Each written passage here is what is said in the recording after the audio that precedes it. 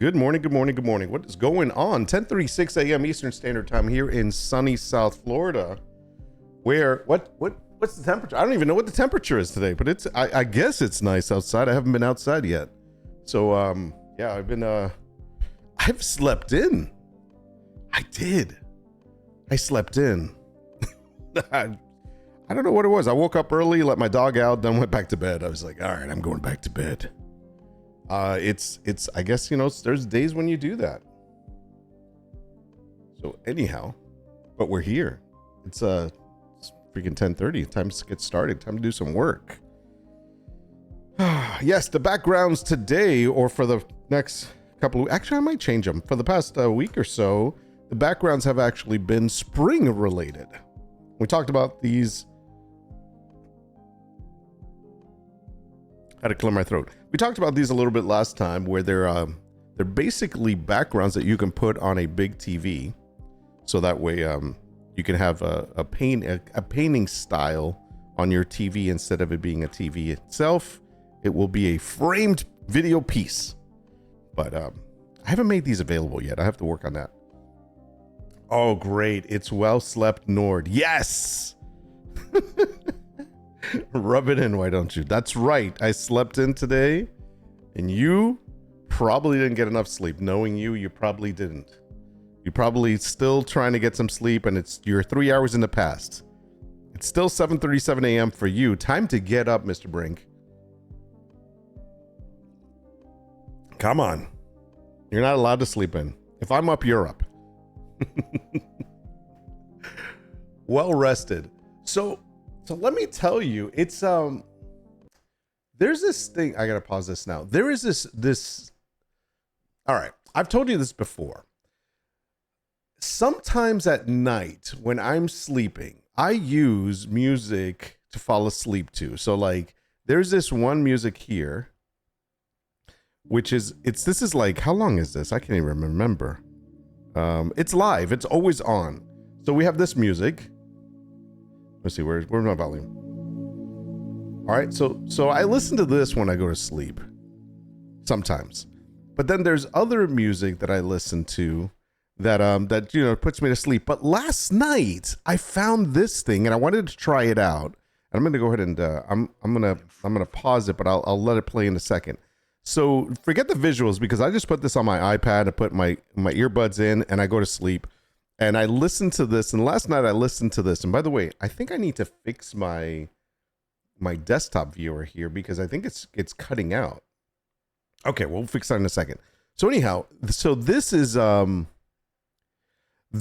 kind of it says it's a just one night to manifest success and motivation. It's basically I am affirmations. And I was like, what? So you sleep throughout the night and you listen to somebody telling you are, or not you are, but it says, I am this, I am that, I am. And it's all about like feeding into your subconscious so that you get these positive affirmations. And the next day you wake up and you're like, yes, I can take down everyone. So this is kind of the stuff that it says. I didn't get to listen to the whole thing. I think I listened to only probably, I don't know, 7 hours of it, 6 hours of it, but I was sleeping, and I'll be honest, this was I can hear it in my dreams. It was so weird. I'll tell you a story in a second. So listen to this. This is what it does. Fear of failure, because every step teaches me something valuable.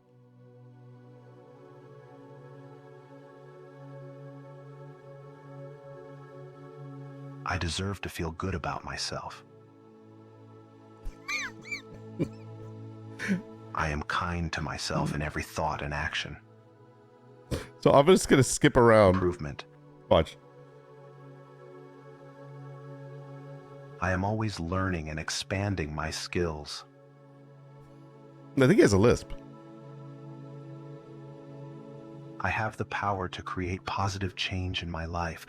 Okay, so you kind of get it, but there's things that are like, I will be successful. I can get anything done. It's basically a lot of I am affirmations. And this goes on throughout the entire night, and you sit there and listen. So the next morning you're supposed to wake up and it has like, you have this empowerment feeling. It's in your subconscious somewhere. I guess it works. I'm kind of in a good mood today. I got to be honest. I haven't been this like awake and in a couple of weeks actually. So Maybe there's something to it. I don't know. But I was a little bit worried about this because I thought, what if in the middle of it somewhere while you're sleeping, it starts giving you bad affirmations like, everyone sucks. Whoever you see that's wearing a red hat, make sure you smack them. You know, I mean, what if it starts saying crazy things and then you wake up and you're like mind controlled? So I don't know. I thought it was funny, but yeah, this kind of stuff supposedly works. Like, I'm not into the whole manifest, you know, like if you think it will happen. I'm not into that. You know me, I'm into more prayer and stuff like that, but I do believe that speaking to yourself in a positive way with positive affirmations does help. It is something that that does like promote you to feel better about yourself, to be able to like just kind of stand through the challenges that you get throughout the day. Because let me tell you, if you don't speak positive to yourself, nobody else will anyways. It's like you're going to hear more negative stuff about yourself from other people. So why not start with you saying good things about yourself? I think that's how it is. This feels like a Black Mirror episode intro. Yeah, it does. But anyways, this is like 11 hours. I'm going to try it for the next couple of days. My wife, though, she said, what was all that whispering at night? So she could hear it through my headphones. And she said it was like, she thought I was like listening to ASMR or something. I'm like, no, honey, I was not. It wasn't Amaranth. It was not. Anyways, hold on. Let me fix this. I got to fix this background here because I'm noticing that some of it is cutting. Okay, this one's correct now. So wait, why is that not right? Hold on a second. Okay, is it correct now? No, it's not. It's so weird. Yeah, it's not correct. Okay, let me fix it. So what happens is that for some reason, it's going to be a little weird for a second. I've got to fix it on the screen live. Thank goodness Meld allows you to do this. And then we're going to make it small again. So it should be like that, and it should go up here. And we usually leave the bottom. If the bottom's fine, it doesn't matter if it's there or not. I'm going to bring it in just a little bit more here on the side. Come on. You can do it. You can do it. All right, that's good. So we'll do it like that. Yeah, it's very strange. Is this one fine? Yeah. I think it's because the last time when we played Red Dead, I had to change the resolution of the actual display. And I think it just kept the old display. So I'm going to run through my screens really quickly and just fix that on all of them, because that seems to be the issue on some of these. They're cut off somewhere. So we'll go ahead and fix that real quick. And we got some work to do today. Today is not game day. And by the way, I'm going to be honest. I remember when Red Dead first came out and I was playing it, and I wasn't really streaming at the time, but I did have a YouTube channel. And every so often, I mean, I have some Red Dead videos that I would put up from when I was playing with my friend Super and Kobayashi.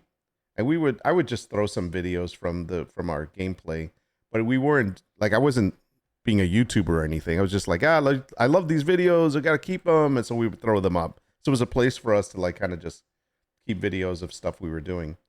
But those, some people viewed them. And even though I wasn't promoting them, it wasn't like a lot of people viewing them because like I said, I wasn't streaming or anything back then. But then came along, time has passed. We started streaming. It's been like over 6 years now. And we started playing Red Dead again just recently. We played our first session last Thursday. Can I tell you that video, that live stream VOD, whatever, of Red Dead, which was probably 4.5 hours long, has gotten the least amount of views from any VOD or whatever stream that I have done on YouTube. Crazy. It's like no one cares. No one cares about Red Dead right now. So it's like, I'm like, whoa, maybe I should just not even put it up. So anyways, so I'm supposed to play on Thursday. And I'm just kind of like, maybe I just won't even put it up on YouTube. I don't know. We'll just leave it on Twitch. The thing with Twitch is that when you leave your VODs up, after about within the month or so, I don't know how long it is. It changes from time to time. That video is gone. it'll be gone for good. So I like keeping it on YouTube because later on down the line, I may want to revisit that. Be like, oh, remember we played this and this stupid thing happened. Oh, there it is. It's on video. Stupidity forever. So that's kind of why I still throw it on YouTube. Anyhow, so I don't know if I'm going to do that, but we're doing coffee chat today. We're doing co-working coffee chat. It is on YouTube as well. I don't think anybody goes to it because it's not the thing to watch. I don't know. It's under people and blogs on YouTube. And we are going to be doing some work and doing some chatting. We do have a couple of things on topic here, obviously, that we're going to be working with. As I put in it's not only coffee chat and co-working, obviously it's mockups, PSDs, which is Photoshop files, some little bit of Canva. We're going to do some Midjourney, or at least talk about it, but show you some little examples that I came up with. And Leonardo AI is a big question today because tomorrow is the day that my subscriptions renew. And I had recently just lowered my subscription for Leonardo because I didn't want to cancel it completely. But I'm going to lose a lot of credits if I do that. And I just realized what I can use Leonardo for. So I'm thinking that I might not get rid of it. So we're going to see. So I might have to, because I don't want to lose. I have like 90,000 credits and I will lose about half of those if I go down. So I don't want to do, that's a lot of credits, man. So we're going to see. The other thing is obviously we're going to be talking about Etsy, or showing some Etsy stuff and discussing some things there. And the other big one, because we are going to get a subscription of it, is the ideogram. I did not put that in the topic because it is a very minute conversation compared to everything else. But we're going to see if we're going to decide on getting ideogram or not. This is around the time of year when I redo my subscriptions, so that's why I'm kind of looking at it. Actually, I have like subs that start now in March, like the end of March, like now. And then I also have subscriptions that start in like July. So it's kind of like a few months apart.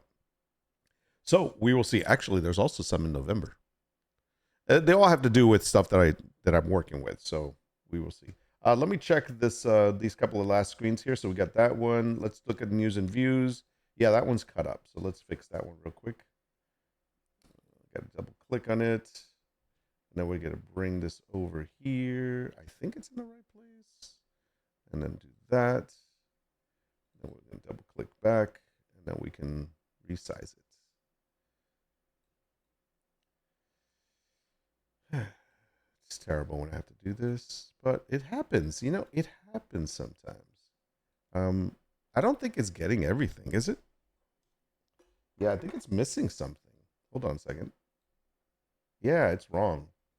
Yeah, look. See, oh, there's so much more. Hold on. Let's bring you back down here for a second. Do this. There it is. There's so much more of it. I don't think you guys get to see this, dude. No, you don't. You only get to see the end result. Okay. So now we'll put you up in the corner. And then we'll close you up a little bit. And then bring you down. Close you up a little bit more.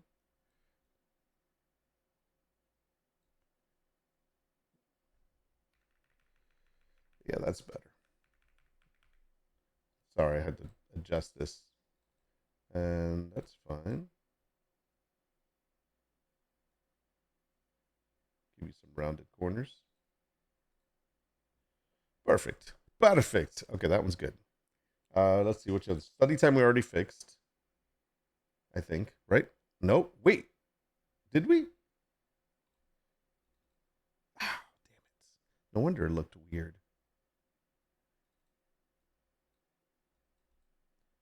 Oh my gosh, there's so much. Jeez. Yeah, I was wondering why it looks off, and it's because not all of it was there. Yeah, this is annoying. So that's the only thing about Red Dead that I hated, is the fact that I couldn't I had to change my display for whatever reason because it wouldn't do it on the game. And I hate that when I launch a game and it like takes over all of my displays and then I can't do anything. All right, there you go. How's that? That's better. Okay, so that one's fixed now. Now I gotta fix this one too. Did I do it right here? No, I did not. Okay, hold on.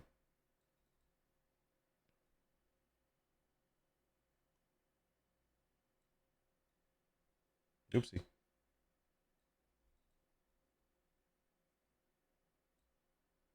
Now is it right? Now it's right. Okay. Fix it. Fix it. Perfect. What else has a screen? Desktop live? Yeah, it does. Okay. Last one. This should be the last one. I don't think I can fix this one. Oh, it's locked. That's why. Unlock it. Okay. So we have to do this first. Watch this. So we got to make it small. And then we got to click on it. And then we can see all of it. We'll bring it over here. Bring it over. Perfect. That works. Okay, so that's done. So full cam should be fine. Nope. Blah, blah, blah, blah, blah.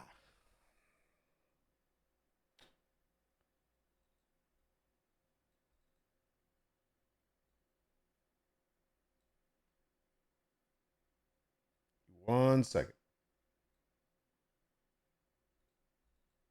Okay.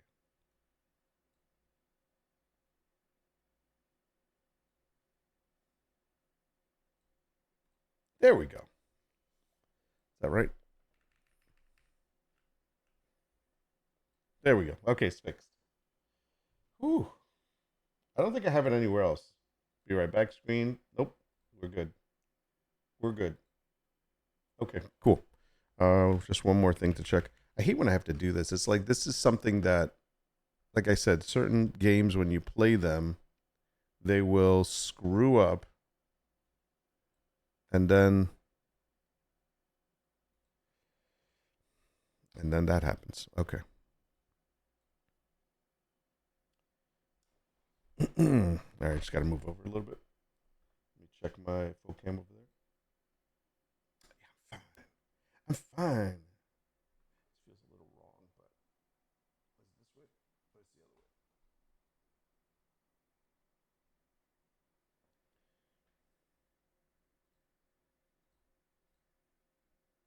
Yeah, it's fine. Okay. All right, good. It's all work, man. It's all work. This is the League of Legends stream, right? No, it's not. Good morning, man. How you doing? Good to see you. This is actually a work stream. If I can get my work started here, a couple of things that I actually was trying to figure out. I was working with some mockups, and if I look at the mockups I was using before, they were very. I'm gonna find them. They were very. What can I say? Ornate for the frames. So they're kind of a little too. I like to call them gaudy, and basically meaning that nobody really has a house. Well, I'm sure they are, but I'm sure they're not on Etsy. That looks like these mock-ups. And so I think it's the actual mock-ups is a distractor or a deterrent from the actual piece of art print that's in them. And if I can find them for a second, I want to show them to you. I think they should be under here. Frame art. Okay, let's see. NWD vertical frames, room mockups. Is it the room mockup ones? No, it's not the one. Sorry. It's the vertical. We'll try the vertical frames. Yeah, there's some in here. Okay. There we go. All right. So check this out. So these are some of the mockups I was using before. And just to give you kind of an idea, let's say, for example, this one. Can I open this, please? I don't want to open up in Photoshop. I just want to open up in like Photos. So this is a little bit too much, you know? This is like, it's listen, don't get me wrong. It's nice. It serves its purpose. But when you're looking at a print, this is not like, I don't have anything like this at home. You know what I mean? So it's like, it doesn't. How can you tell if it fits your house? Now here's another one. So I'll give you another example. So let's say I have something like this. If we use this as a mock-up, let's open this up in photo. Same thing. It's like, no, I mean, I don't know anyone right now. I used to. I don't know anyone that had a house where this would fit, right? It's nice, but I get what you mean. It's distracting. Exactly. It's like, yeah, no, you can't look at this and be like, oh, this will look great in my house. I would have that in my house. Yeah, no, I definitely see. That's the thing. I like this. And if I found this, I would definitely buy it and put it up in my room somewhere. Definitely. I think the style is great. But when you think about the average person that's shopping on Etsy, they don't have a room like this. So it makes no sense. That picture makes me sneeze. So that's not good. I'll give you another example. There's one that's really like, I think it's in the other set. Let me go to the other set. Hold on. So I'll go to the other set here. I believe it says vertical. It should be the horizontal ones. Okay. So the horizontal ones, it's the dark ones that I'm thinking, oh, it's not here. Where is it? Hold on. I got to go back. Is it it's the vertical wild? I think it's got to be in here. Maybe I just missed it. That's not here. Okay, but still, here's another example here's another good example. Hello. Computer's acting a little crazy today. Open with. Yeah, this is another great example. I mean, really. So it's kind of like, it doesn't really help. Not to mention that it is so small. You know, like the picture frame is so small. So I used some of these frames or some of these mock-ups for a couple of my pictures. And then the other ones that I used were something like this. Open with photos. Okay. Something like this, which is also a little bit too much. So unless you're selling that frame itself, it's a little bit too much. Now, like I said, it's beautiful frame. And if you want to like give your thing, it's like in a gallery, that's great. But realistically, if you're trying to make like someone look at your art print and be like, yes, I could see that in my house, I would totally buy that. This is not the way to go. Now, I had been told that before and I kind of brushed it off and like laughed about it and be like, whatever, man. It's just a mock-up. It's like, it's a cool frame. It's supposed to give it some like, you know, some class. And so that's what my idea was behind using some of these. But in truth, yeah, no, this is a deterrent. This is like getting in the way of being able to showcase your work. So I do have other ones, obviously. So when you look at Etsy, you're going to see more of these type of frames, and there's a difference between this and the other ones. So you'll see something like this. Maybe not exactly this, but I'm just saying something along the lines of a simple wooded frame, a white wall. Can't go wrong with a white wall. People have white walls. Now, it should have a little more color in it. I get it. But this is at least a little bit better because you can at least see it. It doesn't take away from whatever was in here. And I don't have a picture in there right now, but it at least will showcase whatever's inside. So that's good. That's a step in the right direction. I wouldn't say that's exactly the one. This one, I believe, would be a good example as well. This is a good example because you've got some first of all, you got some sunlight. That's a good thing. And you got some earthy tones. And you have a regular standard kind of medium dark wood frame. So that would work as well. So that's kind of the idea. It's like you want to get something that's going to complement but not distract your art print that you're selling. So a couple of these are still good. I like, for example, I really like this one, but this might be a no. Like I think I'm using this one in some of mine. And this might be a no because it's kind of like, it's blue. Not a lot of people have a room like this. Not a lot of people are looking to put in a blue frame. And, not only that, maybe the art print doesn't work with the blue, color. So that's kind of a hindrance. You want something that's more neutral.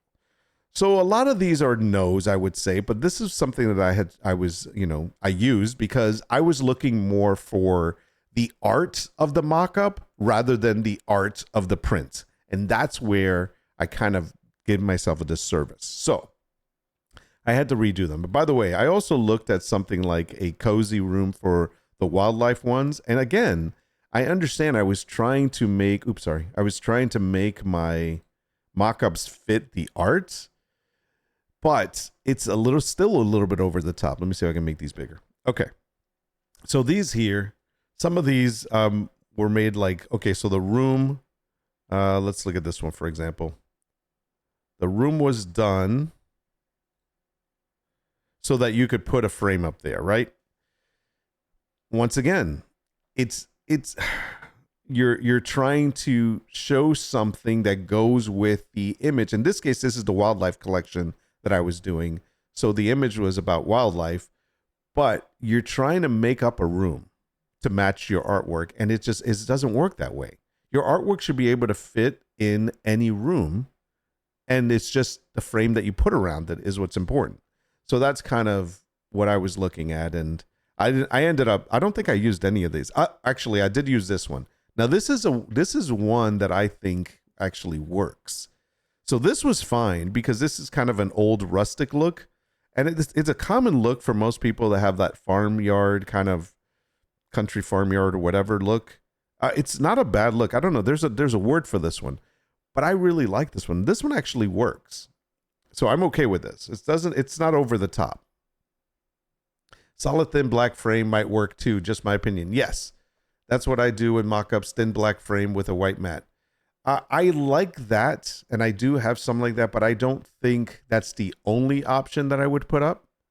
So let me show you some of the examples of what I'm working with. So these are a couple of examples here, actually. Let me go ahead and open this. So these are some new ones that I'm putting up. So this is a thin black frame. The only problem with this one, and I have redone it, is if you notice, it is actually skewed because it's leaning up against a wall. So when you put the image in, the image is going to be skewed, and you'll have to, like, in Photoshop, you'll just have to warp it, like skew it, not warp it, so that it would actually fit. Because otherwise, if you notice, it goes in more than out down here. So that's not it should be like straightforward. I have to sneeze. And now let's go to the next one. Let's see. Can I do the next one on this? Yeah. So this is a nice one. This is a very simple bohemian look, kind of like just a plain light background. This is the style that you see most mock-ups that you see on Etsy. You'll see something light like this. So that's where it works.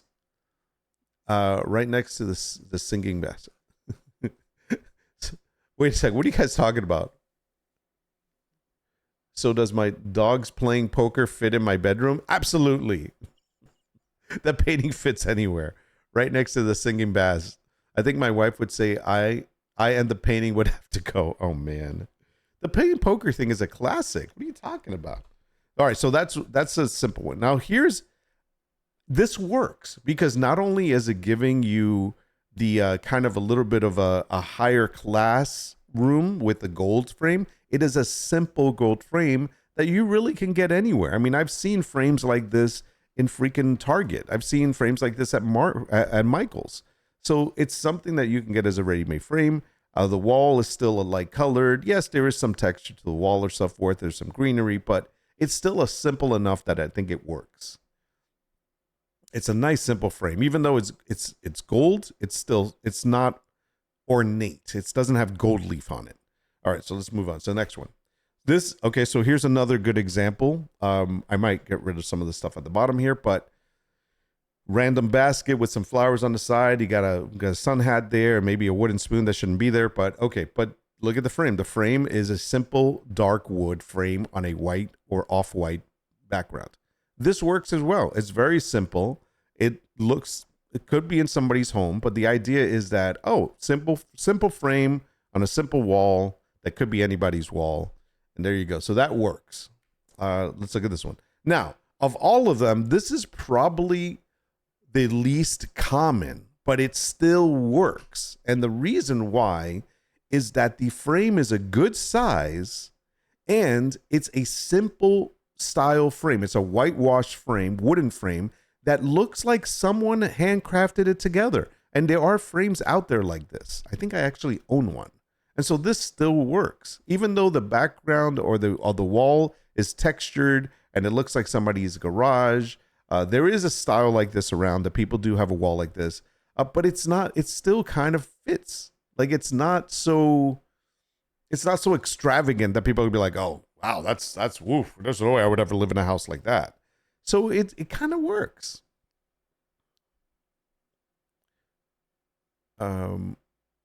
I think you and the frame will get lots of peace and quiet in the garage. Nice. Dev Nord saying frame like 50,000 times stuck in my head. Frame.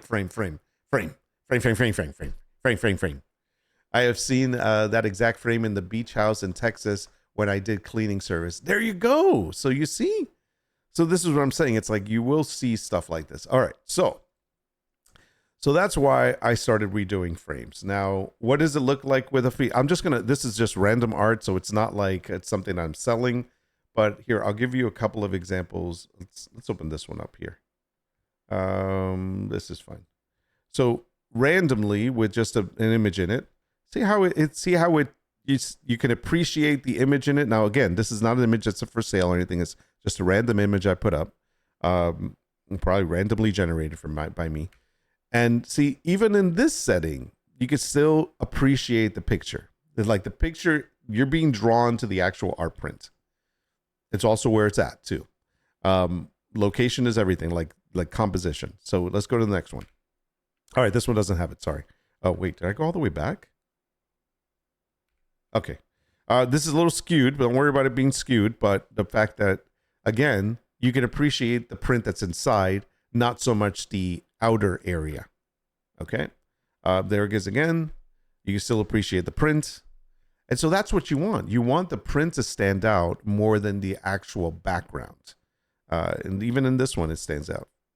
So that's kind of what I've been looking at. And a lot of times we try to make our actual images, our mock-up images, a little bit over the top to stand out. But the problem with that is that when we do this, we take away from the image that we're selling itself. It's like, what are you selling, the image or the background? So for example, let's say if we went to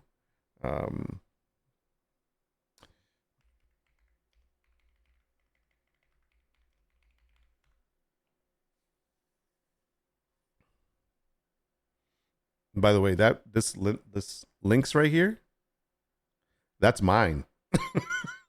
I'm coming up on the first search for 8x10 art prints. Anyways, that's mine right there. But you see how it doesn't take away? It's still, you can appreciate the image. That's pretty. Let me bring that up closer. Hold on. Okay, there we go. So look, you're scrolling through, you see how you can see the image, the background isn't taken away from it. That's pretty good. Okay. So now let's just let's look for one. I know there's some on here. I think, is this the person? No, maybe it's that person. But notice how they're all basically on either plain white backgrounds or they're very light colored. I swear, is this? What is going on? It's so slow. The scrolling is slow today. I'm trying to find, there was one that was really like over the top. Okay, why is it scrolling so slow on here? It's like scrolling down is taking forever. Let me go back. Can I go back to 100%, please? Reset. Thank you. Maybe that will make a difference. I don't know. Okay, no, that's not good. Let me look for one. All right, maybe this person. There's one of these. I can't remember which one it is. If I go to the actual person, by the way, I don't. Okay. So all of theirs are dark. That's their theme. Their theme is to use the same background, but notice they're also using the ornate ones. So if we looked at one of their pieces, okay, they are using the dark backgrounds. Now, just by looking at this, and I'll put this on the big screen for a second, using views. Just by looking at this, it's really, it takes away from the actual image. Like this right here, I can't appreciate the art print. I like the art print, but I can't appreciate the art print with the background of the mock-up. Does that make sense? By the way, what can I put this on? No, I don't want that light on. I have to put my light on in a second because I think I'm way too dark, but we'll see. First frame was better. Yeah, but I think that what works for them is the fact that they have like this. It's a solid background, and I get it because they have that kind of dark style. So their mock-ups are going to be dark. If you put this on a light background, it's not going to fit. So I get that. I like that they're using this. But once you get into something along this line, that's way too busy. And I think that's the deal. Oh, Hyde is here. Good morning, Hyde. Good to see you. Please be nice.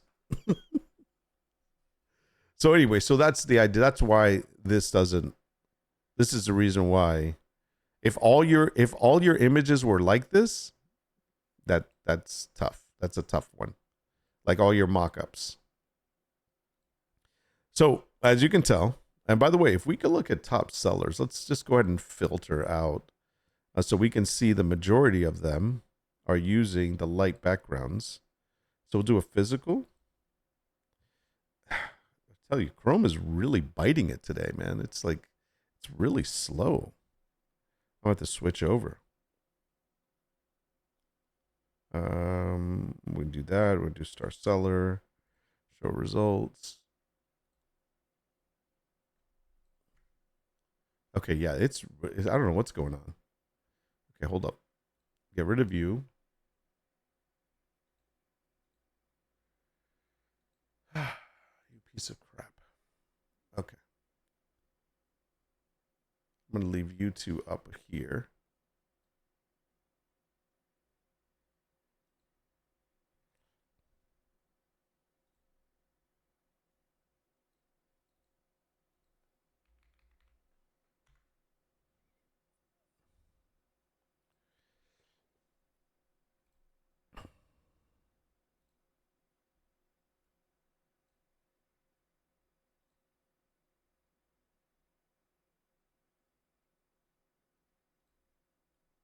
Sorry, I was just checking something. Okay. So let's look at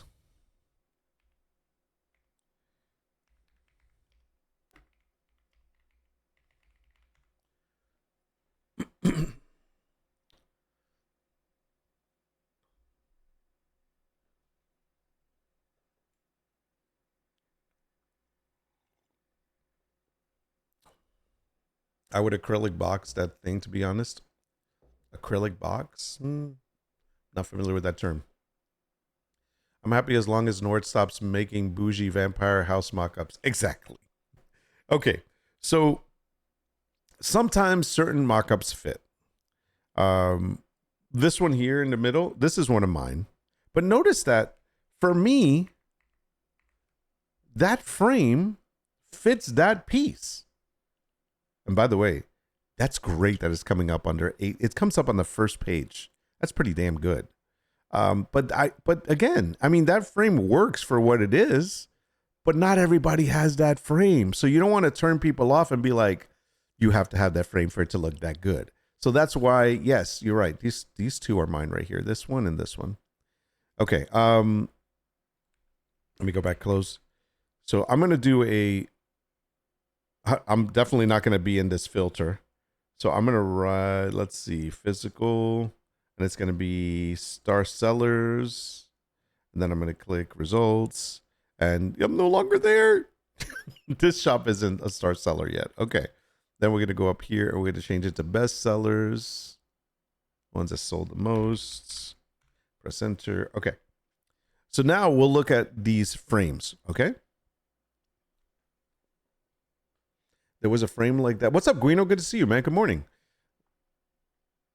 So here, if you look at these, they're on light backgrounds, right? Most of them. Except for this one. And now this, let's go ahead and open that one.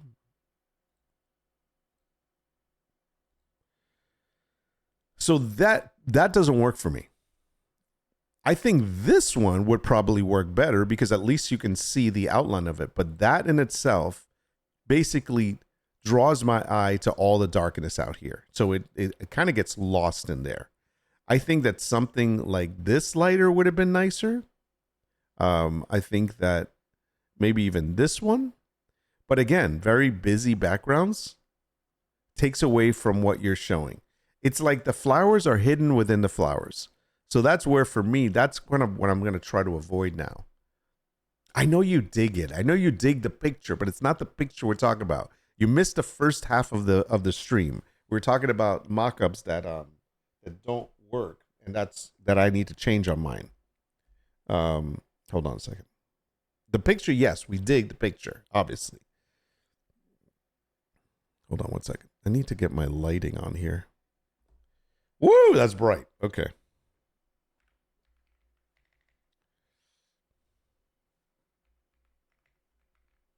What the hell? I can't type control.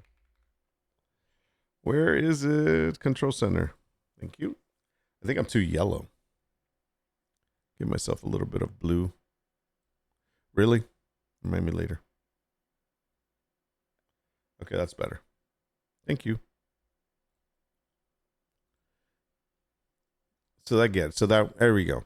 But the rest of these, you can tell they're on like a light background. So that kind of works a little bit better. Like this is kind of nice here. Let's look at this one.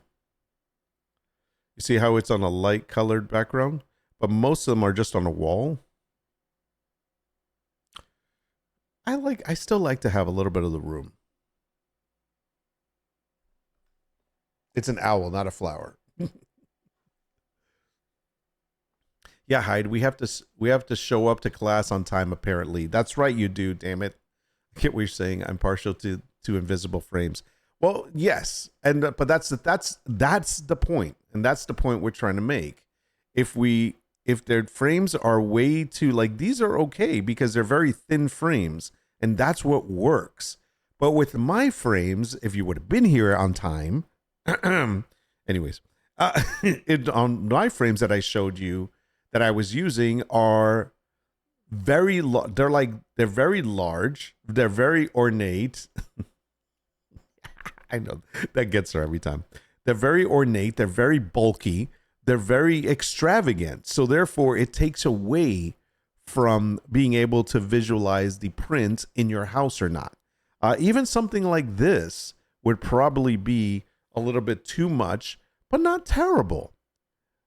This is now, I've seen frames like this around, but they're usually custom frames.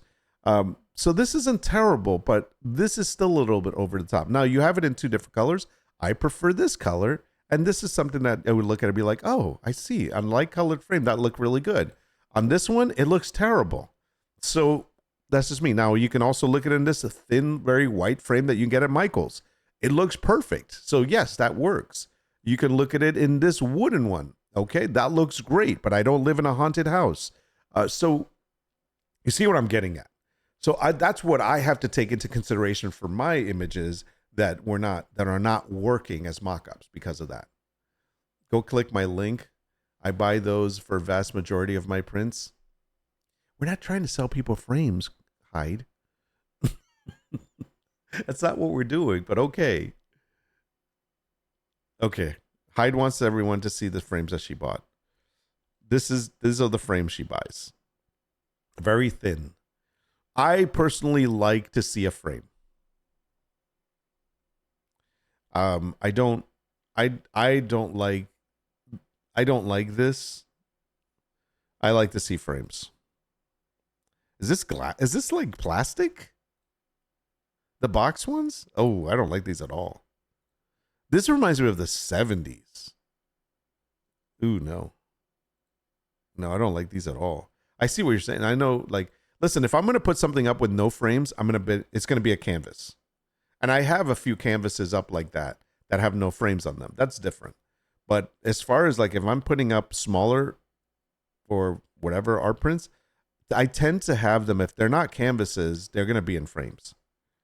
What's your point, old man? I change my art too often. It's still terrible. You can change your art with Michael frames, okay? Michael's has frames.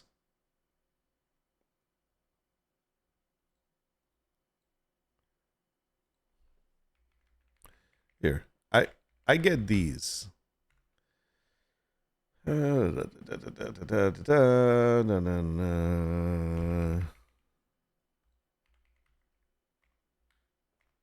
Really? Come on. What in the hell is going on? Okay. That was weird. It just got really small. So like these. I love these frames.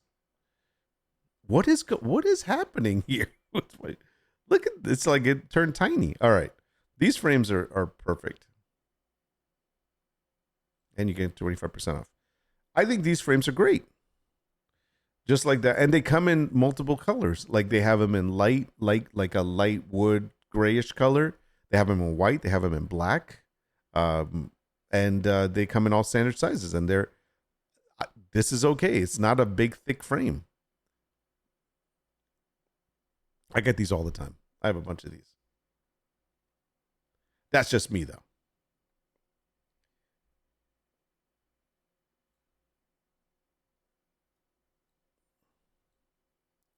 So that's what I have to do. Oh, now I'm really white. Okay.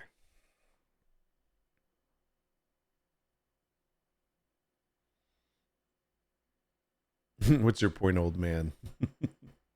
You were there for the 70s too, Bucko. I was. That's what I'm saying. That's why I know it's from the 70s. It's from my grandma's house. I never said, "Oh, you're from the 70s." I was saying the frame. You guys are such jerks. I was saying the frame was from the 70s style. I didn't say, "Oh, because you're old." I mean, I'm old. I always point that out. There's nothing wrong with being from the 70s, okay? Or from the 1900s. Don't really remember the 70s though. Well, that happens when you take too many of the non-prescription stuff. Not because I was born at the end of the 70s. Yeah, freaking 80s babies. Anyways, so that's what's going on with those mock-ups. So, just now figure out your jerks. My whole community is jerks. But you're nice jerks. You're not like Asmongold community jerks. That's different. Should we talk a little bit about news before I get started here? Maybe. Ty's like, no, we don't want to talk about news. You sure? Some good stuff. Something on my mind. Something on my mind. Okay, I'm gonna do it. I don't care.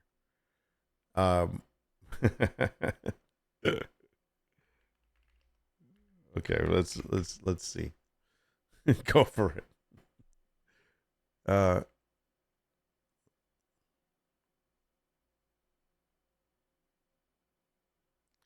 Okay, first let me say where is this guy at? I'm gonna get hate for this, but that's okay. But this is just how it is. This is just how it is. Okay, this guy right here. Oh my God. Does he or does he not look like a villain from a Marvel comic? Or DC? Doesn't he look like he this looks political. Well, I'm going to try not to be, but yeah, I'm just going to point out where I stand on something. But this guy looks like he is a freaking villain from one of the Marvel movies, or I'm telling you, he just does. He has that villain look. He does. I'm sorry, he does. He is a henchman. Yes, he looks like a henchman. He definitely does. Listen, if you watched any freaking medieval movie, then there was the guy that was the henchman in the movie, it would be him. Okay, that's just what he is. Let's call it what it is. I mean, yeah. Now, when I think of the word, they call him a czar, the border czar. And first of all, I hate that word, because to give that to a government appointee, there's the drug czar. It's a person that was appointed by the government, whatever, to advise on. And I get what the name is, but that word is more commonly known and used as an emperor of Russia, right? That's what a czar is. That's what I grew up learning history, that a czar was that. Okay, it wasn't somebody that was a government official here in the States. So it's just so weird. But anyways, this guy, to me, every time I see him and then I see him speak, I'm like, is he the villain for the Daredevil series that I'm watching right now? I mean, I don't know. That's what he looks like. Now, I get he has a job to do. And let me just say this, because I'm talking about this and I want people to understand where I stand. Because I'm not saying like, boo, you're getting to my Spanish people. No, that's not what it is. First of all, I do have a passport. I was born here. I am from the States, so I didn't swim over to the country and get in here illegally. No, I'm not. I'm a legal citizen. I was born here, and so forth. All right, that's how it is. And I am all for the idea of, if someone is here illegally, yes, they should not be here. That in itself is a crime. I completely 100% agree with that. Okay. It's Wilson Fisk. Nice. So I 100% agree with the fact that if you're here illegally, you have committed a crime. It is a crime. You're here illegally. But there are three differences in when you are looking at someone that is an illegal immigrant. Okay. There are three big differences. Number one is the fact that there was illegal immigrants that have come into the country and have committed that crime of coming into the country illegally and are here and are not supposed to be here. They have not committed another crime while here, and two, they're not gang members. Okay. So the only crime they committed was coming over. But yes, that's a crime in itself. I'm not saying it's not, but I'm trying to differentiate. I'm trying to show you there's three different types of illegal immigrants. Okay. So number one is the one that came over illegally, is here illegally, but has not committed any other crimes while here, is actually working, is trying to make money to send back to his family. And two, they don't belong to any gangs. That's number one. Number two are the ones that have come over here illegally. So they're illegal immigrants. That's number one, remember? And then number two, they have committed crimes while they're here, whether it's burglary, whether it's whatever it is, as high as probably killing someone, either manslaughter or by, not intentionally or intentionally. Okay, yes, there are those, but they're not gang members. Okay, so that is the second phase. Now, the third type is they come in here illegally. They're illegal immigrants. They have committed crimes while they're here, including, like I said, small crimes up to big crimes, anywhere in between, including killing someone. Which, by the way, I'm not touching lightly on that. I'm just saying that's what it is. And number three, they are also gang members. Okay, so see the three big differences. Now, when you're dealing with those three, there's three different ways that they're supposed to be, that they would be deported. And this is in my view. And this is where, and by the way, I'm going to read your comments, but I'm going to get through my thought first. And this is where I think that there's three ways of handling these type of deportations. Do they get due process? No, they shouldn't, because of the fact that I don't think there is a due process as far as like hearing their day in court, because all three categories have come in here illegally, should not be here. They should be deported back to their countries. Now, here's what happens. The U.S. did make a deal with El Salvador that their gang members, their criminal gang members that are here illegally are going to be sent over there. And that's what that jail was made for. Why? Because El Salvador had a huge problem with gangs, and they made this specific prison system. And basically everyone that's in there was a member of a gang. And so therefore it makes sense that illegal immigrants that are criminals that are also gang members here that have, whatever, they're going to go there. But that doesn't mean that all of the deportated immigrants should go there. And that's where it falls into these question marks. Like, has there been any that have been sent over there that are not gang members? Yes. Can they get out of there now? Who knows? They're probably lost in the system now.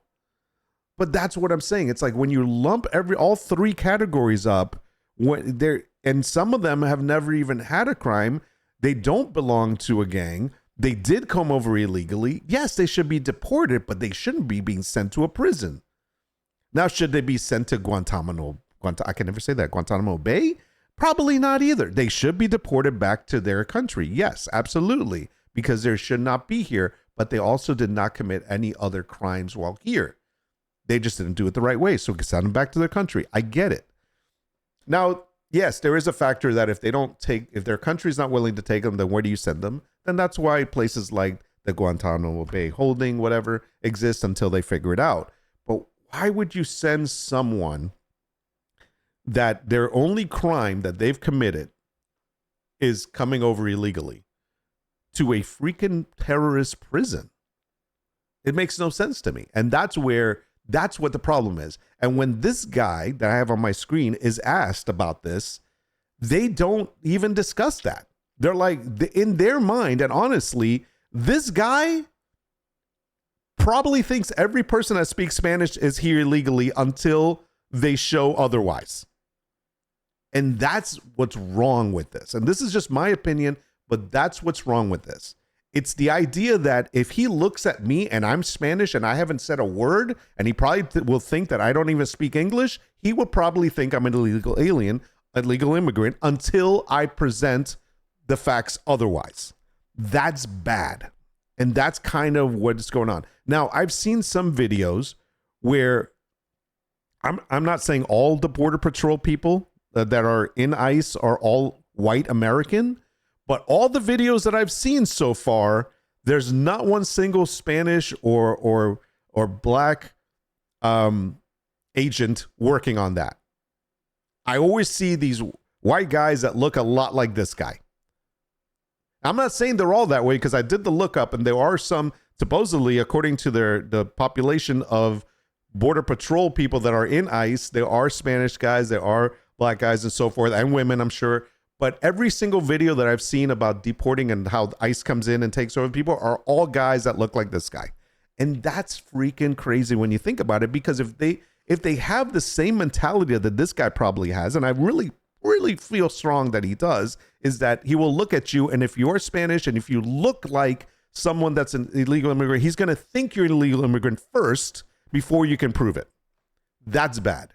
That's what we shouldn't be doing. So anyways, I needed to get that out. I wanted to talk about that because I'm for the whole thing. If you're here illegally, you should not be here, because of there's a liability from our side. There's liability from your side. Listen, it's not good. Especially if you are if by chance, let's say, for example, crazy scenario, you are trying to get away from the police because you're hiding out. You're not doing anything wrong, but you are trying to hide, and you're running and you're driving away because you don't have a driver's license, and you get into an accident and kill someone unintentionally. Guess what? That's not good. That is not good. So therefore, yes, you shouldn't be here. You shouldn't be here, period. Come here the right way. But I don't think this blanket pickup and calling everyone a gang member and calling everyone, like being that the only crime that some of these people have made is coming over to the country legally. That's the only crime they've done, because it is a crime. You can't lump them in with people that have been murderers or hijackers or rapists or whatever and say that they're all like that. That's wrong. And it's very sad. So that's kind of where I'm at with that. And reason I'm saying anything about this is because I was watching an Asmongold take on this. And listen, I get it. The guy says stuff for content, and sometimes he says stuff that he really does believe. And he just has a fucked up warped sense of view on how things work. it's like, bro, I get it. They are illegal and they should not be here. Bottom line, yes. But there's more to it than just that. You can't just say, get the fuck out and, and deal with it with that approach, because then the mentality of the people that are enforcing it is also the, I don't want to hear it, get the fuck out. That's not the way you deal with that. And that's what's wrong. And I'm not saying let's tie up the courts with, 800 million or whatever it is, the number that they're throwing out. If you're illegal and you shouldn't be here, you should be deported. But again, there's 3 categories. Are you going to send everybody to the El Salvador terrorist prison? No, because not all gang members. And not all of them committed a crime other than coming into the country. So that's where I stand with that. It's just crazy. All right, let me read some of your comments before we move on, and then we'll go from there. I gotta get started on some of this work, but I would love to hear what you guys have to say about this. And again, this is co-working with Coffee Talk. Before I start working, I always like to chat. Speaking of which, I'll bring up my work, and then let's go to desktop. News and views. We'll go to news and views. That way I can read your comments. Okay, so let me read a couple of this. Because I was saying how this guy looked like a henchman. Some of you guys did agree with that. He looks like me in my 20 years. No, bro, you did not look like that guy. There's no way. Don't even say that. Don't even say that about yourself. That is 100% inaccurate. Yes, you might have been bald and so forth, but your face did not look like you were freaking Kingpin or the freaking Pigwin / Kingpin. Okay, no. He is grade A ass hat. Yeah, okay. Well, let's see. This is somebody that deals with stuff, that she knows what's going on. All these bozos are NPCs. That's what they look like. It's unfortunate. Yeah, and it's not a government given title. It's a government taken one. Yes, absolutely. I don't think czar is any title that we should be using for anybody in the government here in the States. What is next? King? Let that sink in for a moment. He's Wilson Fisk, 100%. That's basically the bad guy from the Spider-Man and from he's a DC. No, is it Marvel? No, he's Marvel. From Daredevil. Yeah, well, apparently, even if you are a legal resident with a green card, you can be deported without due process. So whatever, no one is safe. That's what I'm talking about. That's the scary part, is that people that are legal, are here legally, have a green card and so forth, they're like, nope. They will find a reason to say, yeah, but you had an infraction, you committed a crime, get out. Like, you had traffic tickets, get out. You know what I mean? I mean, it's gonna be stupid like that. Oh, your cousin is friends with a guy that has a nephew that is in a gang, you're out. You know what I mean? And that's what it is. Like, oh, I saw you talking to some guy that has tattoos, you're out. It's getting stupid. My nephew's wife got deported. She came on a work visa. They met and fell in love years ago, almost a decade. She was in the final stages of citizenship and they deported her. She is from Spain. See, it's crazy like that. They are like canceling a lot of people out. It's almost like, oh, you're not an engineer or a scientist, get out.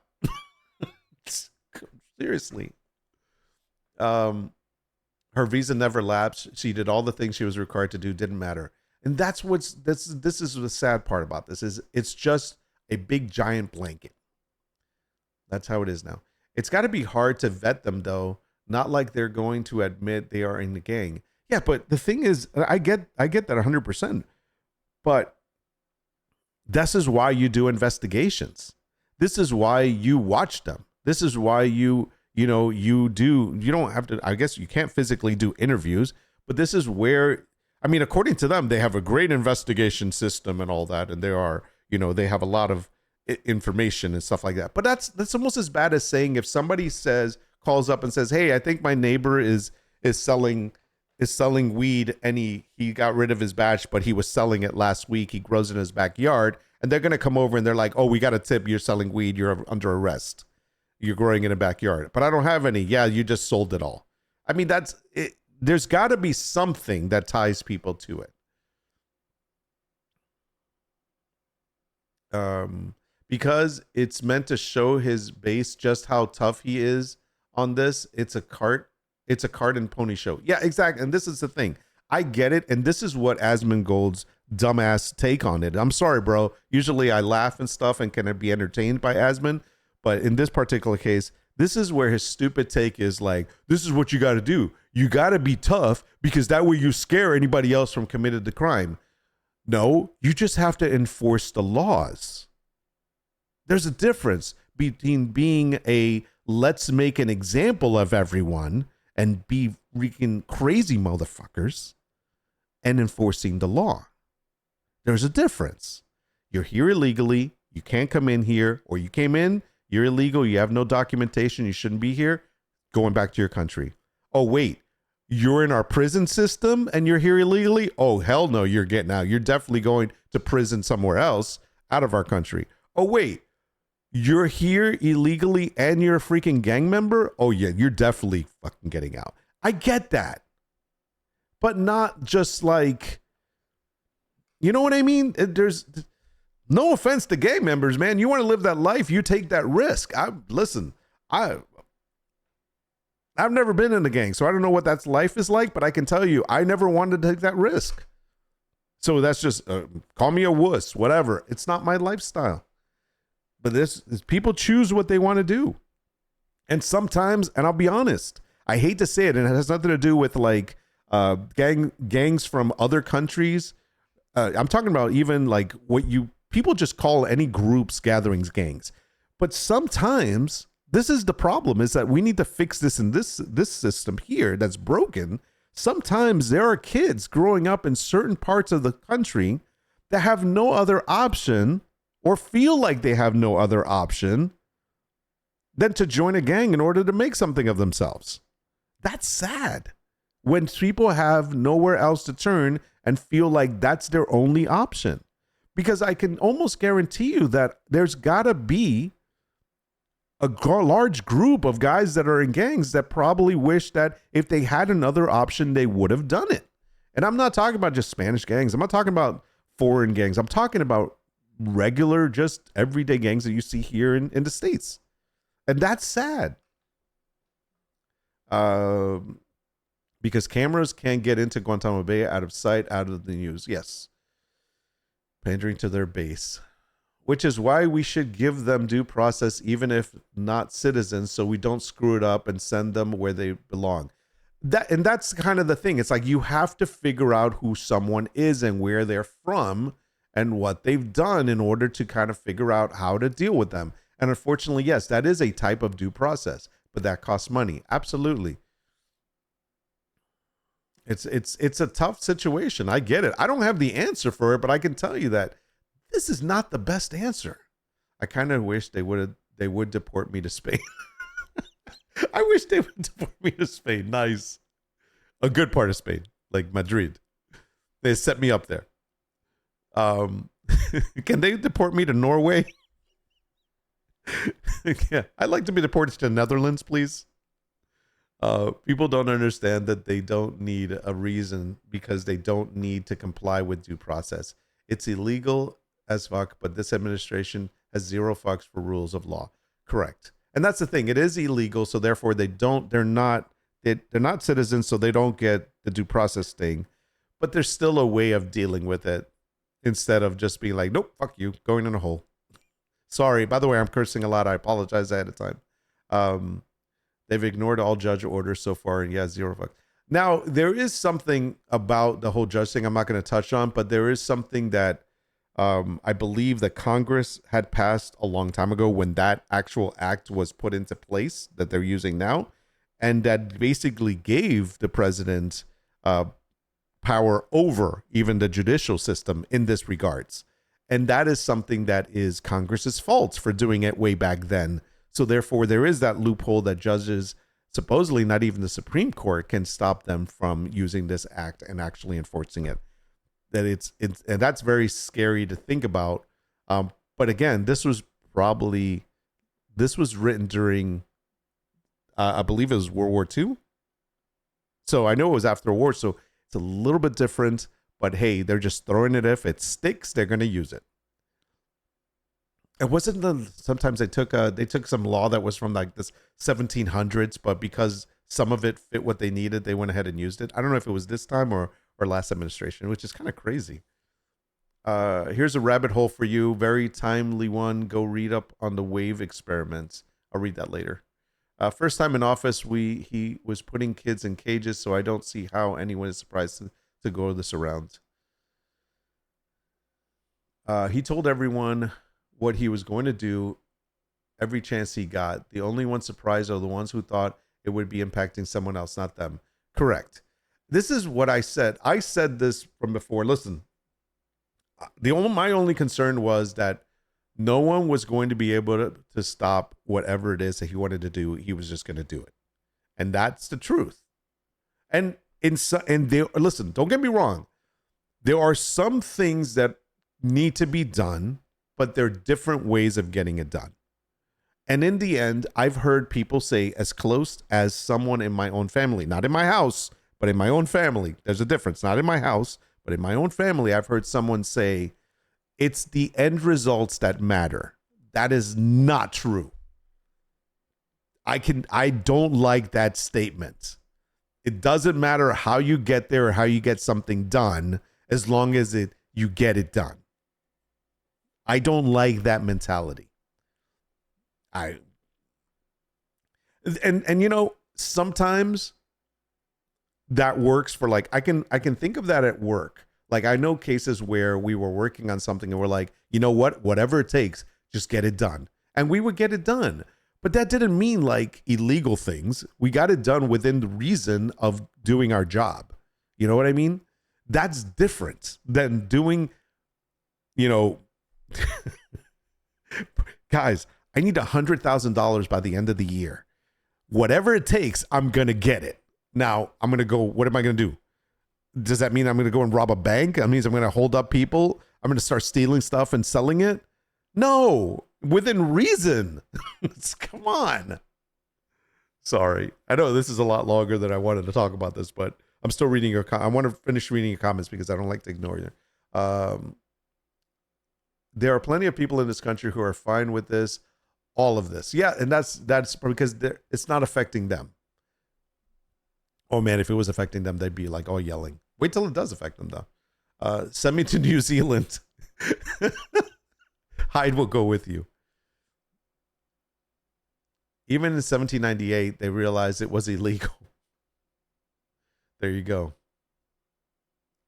Though they didn't repeal it. They should have. This is the thing, that they left this out there for somebody to use. By the way, I have another thing I want to say. Let me finish reading this. I'm just going to say one more thing after this, and I'll be done. This is just in general. That's what he's using, the Alien and Section Acts of 1798. That's the one, the 1700s. Last used during World War II. Correct. Are we talking about Cheeto Man? Yeah, well, not specifically Cheeto Man. And I did not call him that. He did. All right, just saying. I'm reading what he said. I don't want to get in trouble because, yeah, I don't need that kind of heat. All right. Okay, he is looping. He's looping for anyone else. Am I looping? Nor to start sell bathwater. You would buy it. More about Mr. Fisk. Gotcha. Yeah, Mr. Fisk. Okay. Here we go. So let me just tell you this last thing. So we got this out of our system. We're fine. It's screwed up. We hope that all we can do is pray that the people that are not gang members don't end up in a terrorist prison. But yes, they should be sent back to the country where they should recoup and figure out if they want to come to the States, how can they make it here legally if there is a system for them. That's the bottom line. Now, can I just say this? All the changes, let's not talk, by the way, we're not going to drag this on. This is just a comment I'm going to make and talk about the comment. Don't add to it.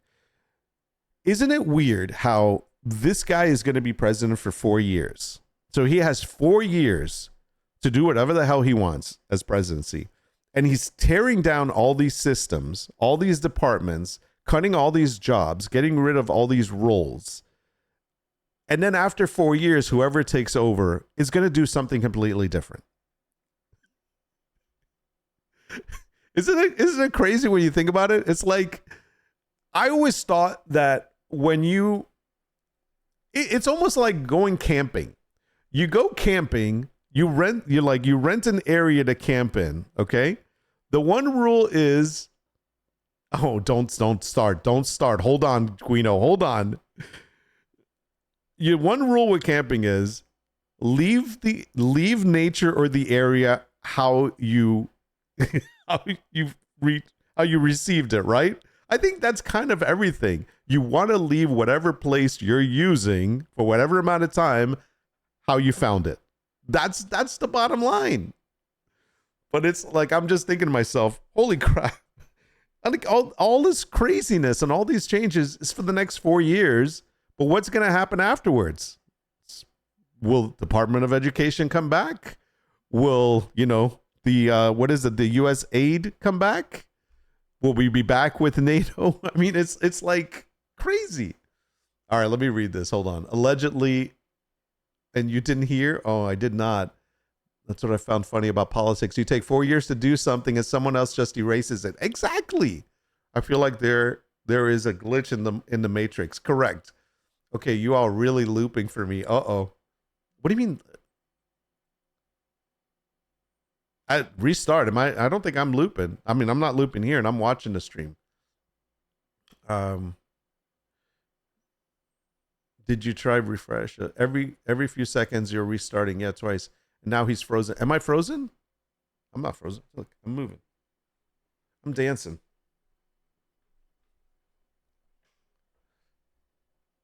All right, let's see. They're going to prop up some conservative blowhard, get him on the ticket, and Cheetos will be his VP pick. No, can he be? He can't be vice president, can he? I don't think that's how it works. Check your news speech, maybe. Okay.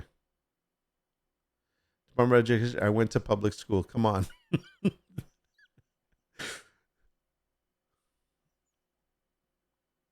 It's not on my end. Okay, cool. Then that guy will unlive. Oh God, no. Don't even say that. Don't say that. Part of the 2025 project.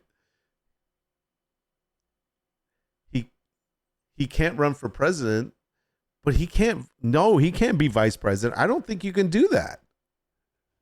Bro, if he does that, that is definitely, I mean, if people do not see through that, jeez, man. He's going to put Vance. Vance is going to be like the ticket for president and he's going to pick him as his vice president. That's not democracy. How is that even possible? That's not, man. No, listen. That's going to be a huge issue if that happens.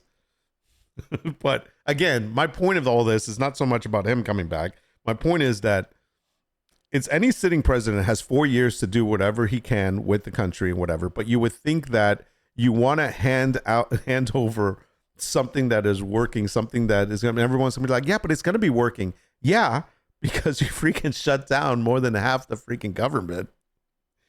Oh, man. Taxes are due and I'm supposed to be doing my taxes this week. I'll probably push them to next week. But yeah, I got to get them done this week, maybe by this weekend.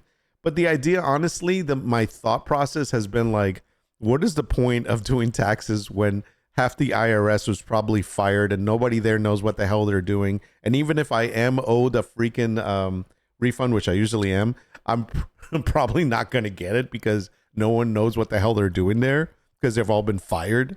So what's the point of paying taxes right now or doing your taxes? Fucking crazy. Anyways. All right, let me read this last statement, then I'm going to start working here. And I mean, if you guys want to keep talking about stuff, I will talk about it as I'm working. I'm just going to read these last ones first. No, not Vance. They want him to stay around. The guy is almost 80, God willing. Oh God. Nah, it was my Twitch being twitchy. Oh. A twice before elected president may become vice president either through appointment or through election, and like any other vice president may therefore succeed the office of the presidency for the full remainder of the pending term. No. That is horrible. Oh my gosh. That is crazy.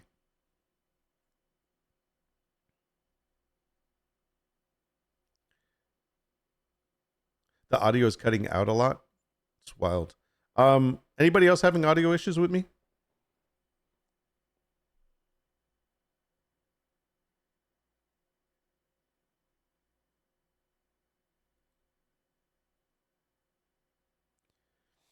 I'll take a look and see if there's anything in the background here, but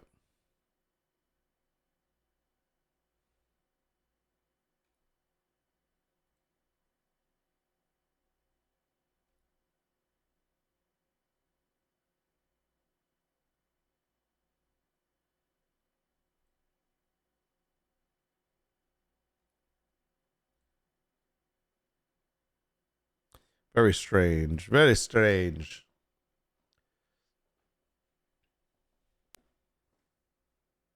I did. I said it twice.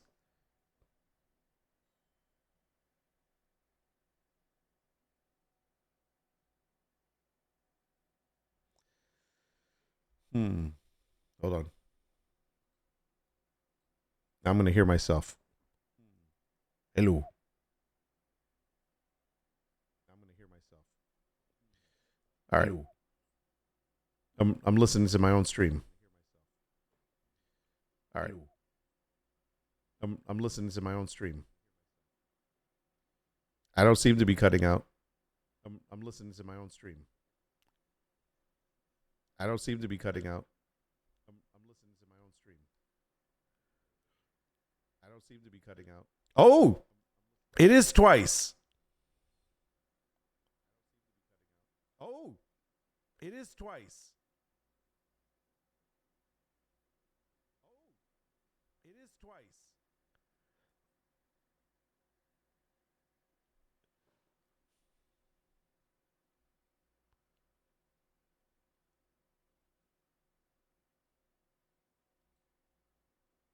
Huh.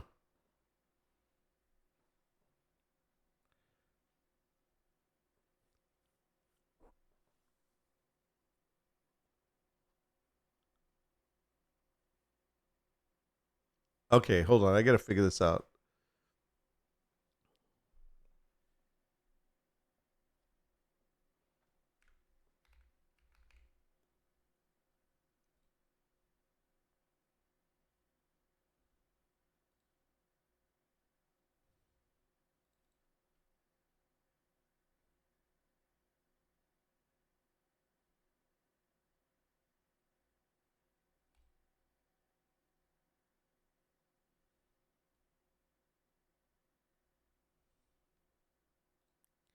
All right, let's see.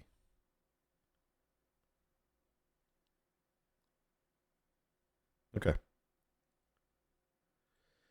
Okay, so I'm saying a statement now. Let me know if you hear the statement twice.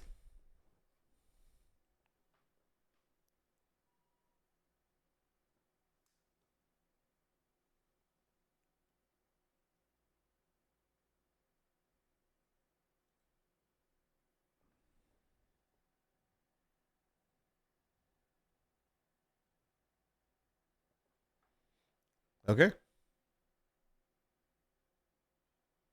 There you go. I don't know, man. It's weird. I mean, I'm not replaying it. And I'm muted on both. The YouTube stream is way behind, by the way. Live chat. YouTube stream is like way behind. I don't know why. There we go. I just forwarded, but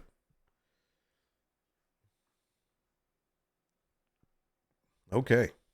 Very strange.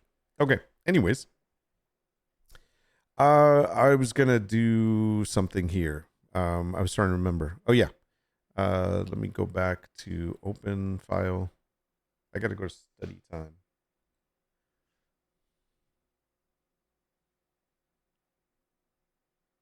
See, this is what you get for pirating game software before internets. Better internet. I'm curious though, what could be caused? I have no idea. Only heard it once, and I'm muted. Was twice. If the watcher refreshes the YouTube, it will catch up for a bit. Ah.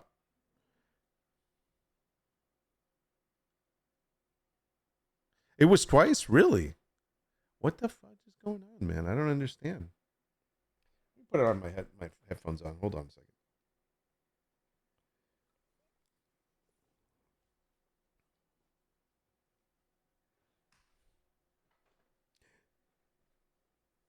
Okay, testing.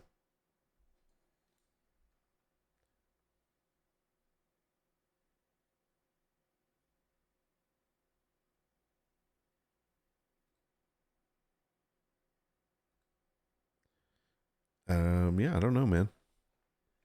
I'm not I'm not doing anything. I don't know what's going on.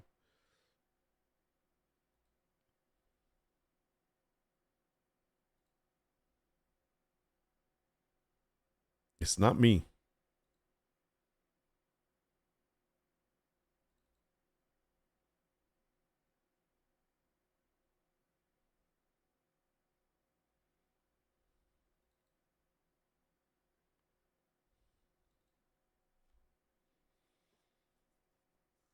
I did nothing.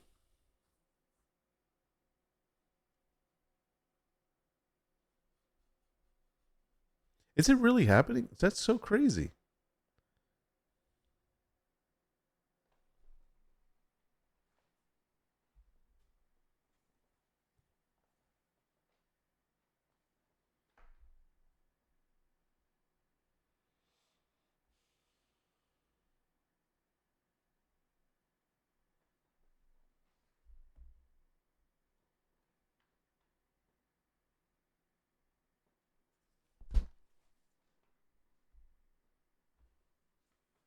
Ah,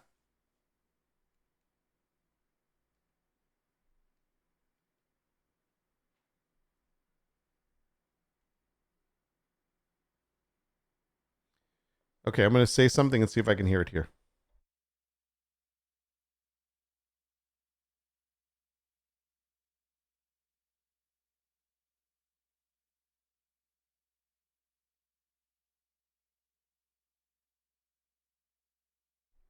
All right, I was muted. Let me do that again. So let's test this out.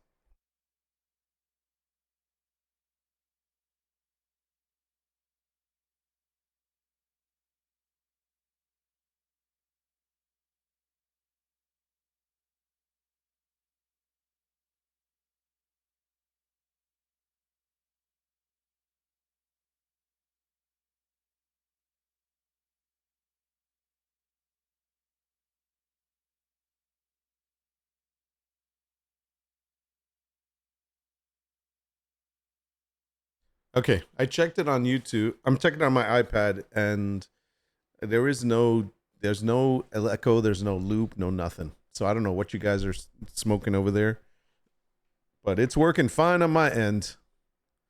By the way, don't wear that shirt outside. I think you're part of the South Side Banana Gang, probably. That's I cannot. I don't. I was like afraid to wear this here. So mockups, huh? Neat. Yeah. Thanks. All right. So I've been working on these mockups, and I'm going to talk about this, even though it's like some people are like, "Why are you sharing your secrets?" Well, what's pretty cool about these mockups and the way they work now is that I can actually use the same, as long as it's the same ones. As long as it's the same ones, same size and everything, I can actually just go to one of them and I can add an image. I'm going to grab any image right now. Actually, I have to do this to a couple of my drawings, but where the hell is that? There it is. Okay. Where's my downloads? So let's say I grab this image here. This is great because let's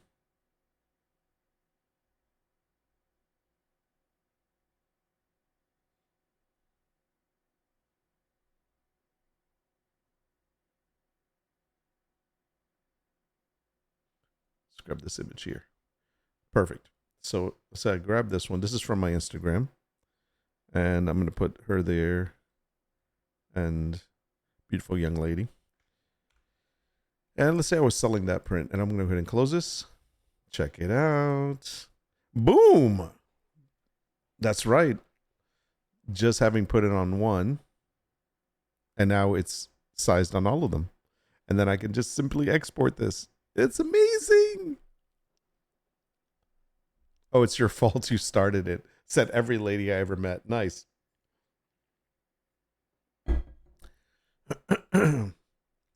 So that works out really great. So obviously I'm not going to use this one, but I just wanted to test that works. The only problem with this, they're all this one size. So they're all specifically like an 8x10 size, let's say. But they're in different styles. So that's just great. And then I can export them all in one little trick.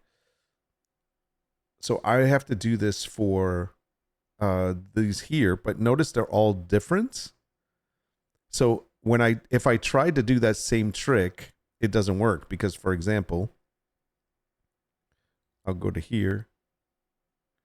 I'm going to open up another download. Let's find something that is a horizontal.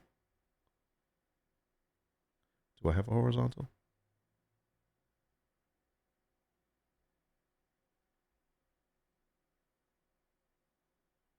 That's fine. So I use this one. Press enter. Save. And it only goes on that one. So that's a problem, obviously. So that's where we don't want that. So let's go ahead and undo that. And what we want to do is we're going to find one that we like. And in this case, I've already done this. So let's say this one, for example, this one down here. I really like this one. I'm like, oh yeah, I like that one. That's a good one. It's plain, it's bohemian, it's fine. But I'm going to go over to, let's see if I can bring it up.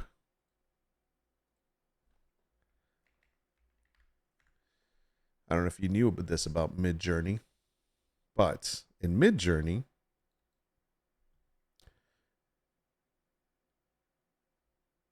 if you go to edit, and I was doing this one, if you grab, let's say, that one image I was looking at, which is this bottom image here, there it is right here, this one. I'll take this image and then I put it over here and I retexture it. Now that image can be retextured to any style, any color frame. So what we're going to do is we're going to download one of these. And by the way, I didn't use the same prompt that I was using when I first created this one. I just used a prompt to change it. So let's say, for example, we'll start with the black ones. So I want to use a, oh, you know what? I should be doing this way. It doesn't matter. I'll do it here. Okay. So let's say we're going to use one of these black ones. We want something that kind of will highlight the image. A gray wall is not bad. I was going to do this just regular black, this regular white wall maybe. There we go. So we'll use this one. So we're going to go ahead and download this one. And we're going to call, I guess we'll rename it after it's done downloading. Okay, now we'll go to the next one. This is going to be a gold style. So we're going to look for a gold one that kind of looks like something that people would have at home. Now we can go with this style, which is basic. This is too no, I don't like it. I kind of like the wallpaper look because maybe you have wallpaper in your home. Maybe. So I kind of like that. That's a little bit different. So I might use that one. So let's go ahead and download that one. Okay, now we go on to the next one. And now the next one is a light wood colored frame. And we're going to use a different one. So let's see. Now you notice that they all have vases, but it doesn't matter because it's a different vase. So we're going to use something that is generic. I think this one works well. And this one as well. I think we might use this one. This is a regular wood frame. Let me look at this frame. It's a better wood frame, but I kind of like this. Let me see. Yeah, that's good. I like this one. So let's use this one here. So we're going to download this one. Oh, by the way, that's going to be hard to do. No, it's okay. We can still do it. Download that. We need 5 of them, right? 1, 2, 3, 4, 5. Okay.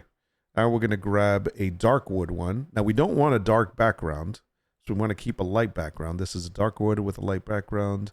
This is a gray. This might work, but I still think it's a little distracting. And this one would work, but I still think it's a little distracting. So I think I'm going to go with the standard one and use this one. So go ahead and download that one. Okay. And then the last one is a white frame. Now, it's like a whitewash. So we're going to pick one that is kind of a generic background. Like this one might work. I think I like this one. Ooh, hold on a second. I don't want it to get lost with the background. This seems like it loses it. I think I like this one. Yeah, let's go with that. Okay, so we're going to download that one. So there we go. So now we have the files that we need. So we'll go ahead and get this out of the way. And so now we're going to find our files in downloads. And we're going to rename these. Now there's an easy way to rename these, but I'm just gonna do them manually. So I'm gonna say white one. This is brown one. Light brown one. Gold one. And then black one. Okay, so I've got them all. So first things first, I'm going to look at this here. I'm going to get rid of these images. Best way to do that is just go in here, delete it from here, and then press save. By the way, those should be actual little translucent. And I'm going to do the same thing to this one. Just get rid of her. Save that. Perfect. I need a little bit of background music here. So once we do that, we're going to be redoing all of these, and I'll show you why in a second. But first, let's drop them in.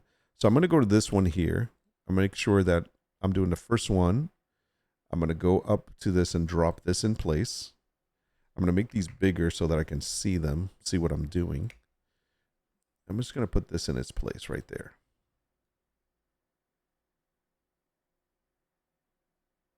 Now, here's what's interesting. I'm going to do this. Actually, I don't have to do this. Let me do it the other way. Hold on a second. Back up. Where is this one? Okay, so it's there. All right, I'm going to do it a different way. Watch this. I'm going to give you a secret that I have. Don't hate me. I'm giving this away for free. So watch this. So I'm going to get rid of all of these except for 4. Okay. So we're just going to drag them right over. Delete that. Delete that. That's 3. Delete 3. And then keep 4 and delete 5. So this is all I have. Okay. With me so far?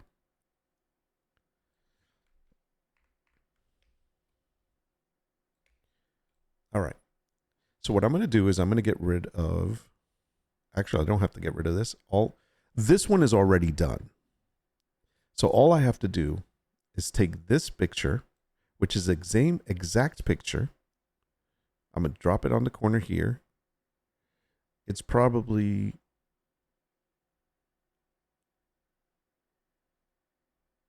exact same size.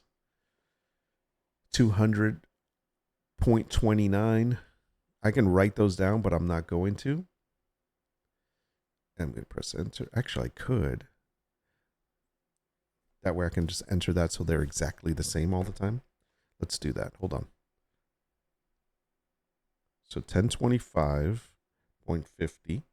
That's both of them. So times 2. And then it is, make sure it's complete. Yeah, it is. Okay. And then this size is 200.29%. That's the actual size, right? Is that right?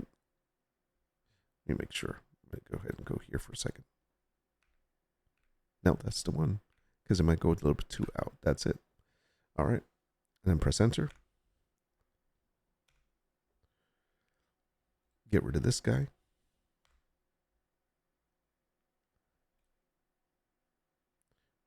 Rasterize this bad boy.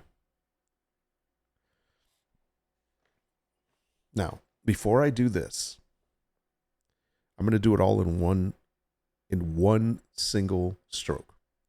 Or I should say in one movement. I'm going to do all of these at the same time. So we're going to drop this in.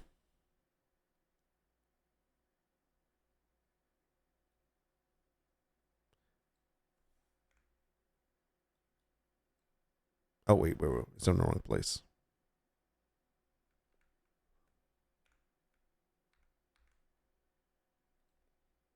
One, two, three, four.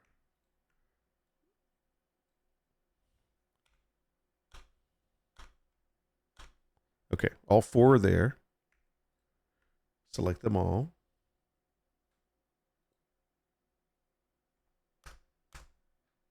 Hate when I do that. Okay, there we go. Where did I write this down? Oh, it's right here. 1025.50.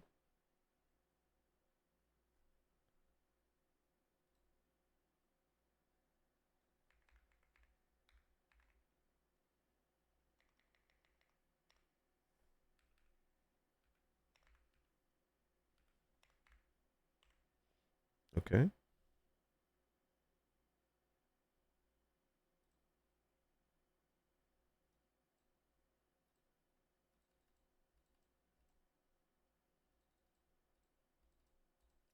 Can't ever get that. 200.29. Perfect. Okay, so they're all the right size. Make sense? Makes sense for me. Okay, perfect. Now, we're going to do something else. I'm going to turn all these off. I can rasterize each one.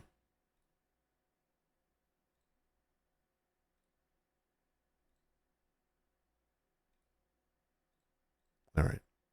I'm going to go to this one here. I'm going to select it.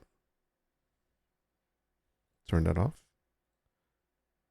Turn these on. My only problem with this is that some of them is too far into the frame. So we don't want to do it that way. So we're going to do it a different way. Hold on.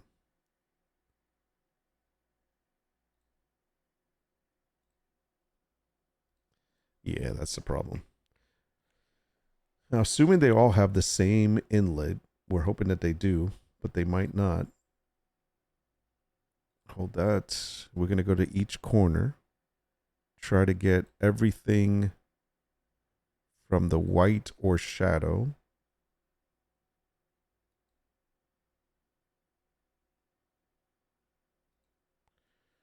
Okay, so before I do that, I'm going to click off of this because I want to see them all.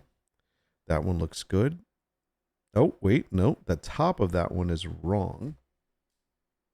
Yeah, that's missing. So I can't do it to that one. This one, the side is wrong. So see, they're all just a little bit off. This one, this side is a little wrong too. And this one seems almost perfect. So I think I can do it to this one. And I can do it to this one.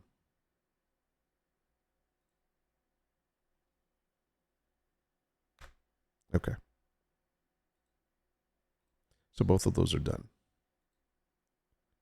So unfortunately, I have to do it again.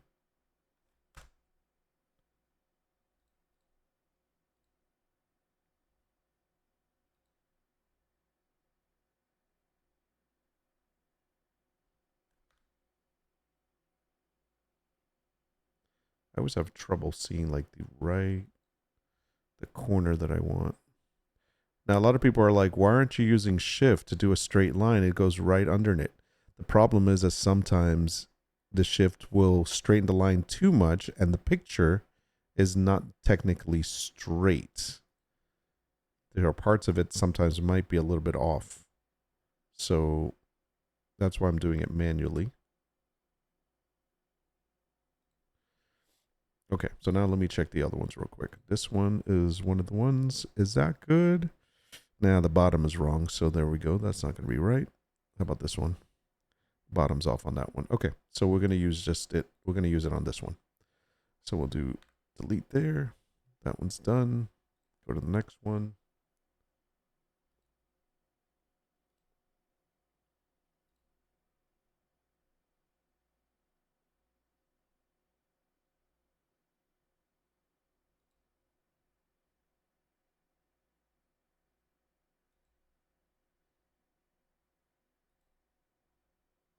Because you want the frame opening to be smaller than the actual image that's being put in there, so that it looks like it's behind it, not on top of it. So that was fine. I think this might be exactly like this one. Hold on, let me see. Yeah, see, these two work together. It's a little off at the bottom there, but I think it might be okay.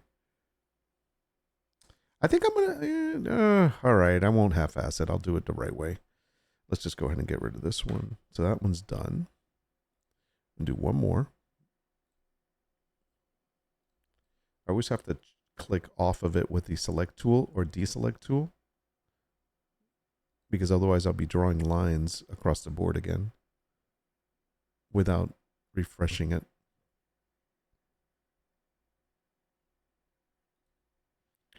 I got to get some music going. Give me 1 second.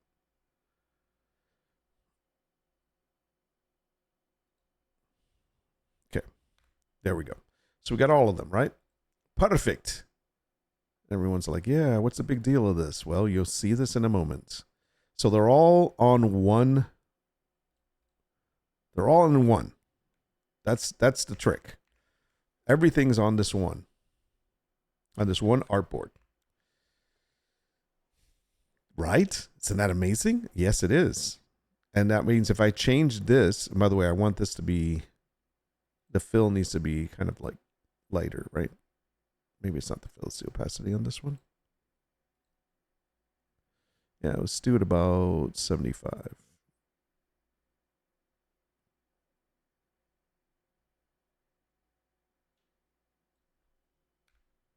Perfect.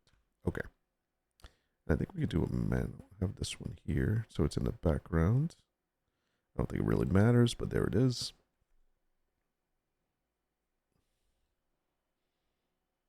Okay, perfect. Now, check it out. So now we have this. We're going to take, and let me save this, by the way, because just in case it messes up. So I'm going to close it. Oh, it's not part of it. What is going on? Hello? Were you not in the right layer? There we go. Okay, sorry about that. Okay, now close that. Now we're going to take this one, and we're just going to duplicate it. Do it with the plus sign. Bam. We do it again. Bam. Do it again. And one more time. So I have 5 of them, right? Perfect. Now, obviously, I don't want them straight across like that because that's just difficult to work with. So I like to put them all in stacks. But before I do that, I am going to label them. So this one's going to be mockup 1. This one, which is the next one, is going to be mockup 2. Art mockup 2. This one's going to be art mockup 3. And the reason you're doing this is because when you export them, you want them to have the name that you have here. So whatever name you put on this artboard is the name of the export. Oh, I messed up. That one's 5. This one's 4. Okay. So now they all have their names. And beautiful enough is the fact that I need to move them around. So I'm going to go here. I'm going to click on my artboard tool. I'm going to leave 1 and 2 next to each other. Then I'm going to grab 3. I'm going to put 3 down here. Enough space. I'm going to grab 4. I'm going to put 4 next to them. Make sure that I align them properly. And then I'm going to put 5 down at the bottom next to it. And it's going to be about the same. Perfect. And make sure I click off of that. Move everything to center. Scroll in a little bit. Perfect. All right, so now they're all done. But you're saying, but Nord, are you crazy? They're all the same files inside. Yeah, you're right. They are. So what do we want to do? We want to get rid of anything that is not the ones we want to use. So, for example, we're going to get rid of this one. Then we're going to go to 2. And we're going to get rid of the first one. Leave the second one. Get rid of the last 3. Then we'll go to the next one. Get rid of the first and second. Leave the third. Get rid of 4 and 5. Then we'll go to the next one. Get rid of first through 3. Leave 4. Get rid of 5. And the last one. Get rid of all the first 1 through 4. And now they're all different.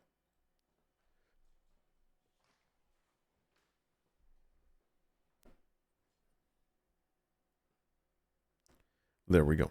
So now we have the black frame, the gold frame, the light brown frame, the brown frame, and the white frame, whitewash. I'm going to make this a convert to smart object because I like to keep smart objects.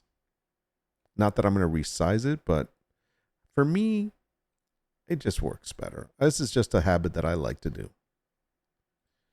And then I'm also going to lock each one of these and make these ones red. We want to lock them because we don't want them to be moved by mistake. And we want to make them red because we want to say, hey, do not mess with this file.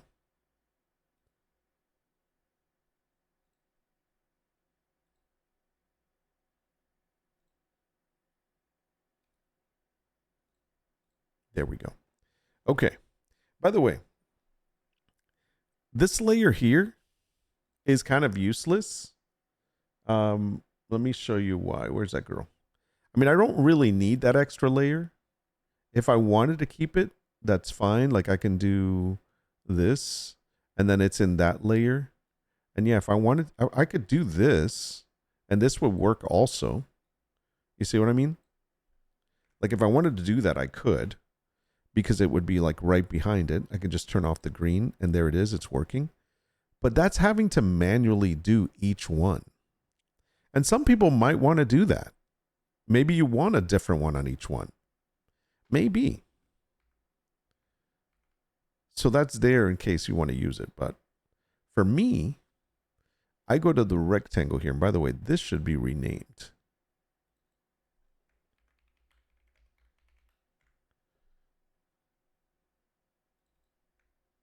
Actually, let's just say art.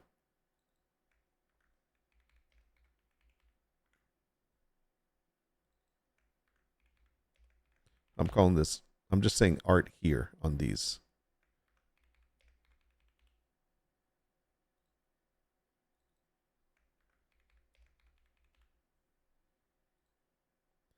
Now this should work. And if it doesn't work, then I have to figure out why it didn't work. All right, so there we go. So now we're going to go over to the art mockup 1, which is the bottom one here. We're going to double click on the art here. This is, it should be, I don't know if it's the right color, but it doesn't matter. Then I'm going to put this in its place right there. Now, I could be under it if I wanted to. But it doesn't matter. I'm right there. Yeah, let me take a look at something real quick. What happens if I'm underneath? Ah. 1 second. Just want to double check something. Okay, yeah, these are all smart. Yeah, because that becomes that was a rectangle. Got it. So it doesn't matter. This piece right here is really, I'm going to go ahead and make it lighter. just for funsies. People can erase this if they want to. It's not a big deal. This just shows this is the entire thing where it's going to be at. You can turn it off if you want. Once that's there, then I'm going to go ahead and save. And it's a rectangle. It doesn't have to even be there, to be honest, but it doesn't matter. Just leave it alone. Close it. Say yes. And now they're all in that. This is what the problem is. Oh, I figured it out. Okay. This cannot be. This should be at 100%. Now, for your own sake, you could add a hue and brightness or hue and contrast or something on it if you wanted to make so that it's not so bright, because maybe the print is not going to be that bright. Mine is, but I'm just saying.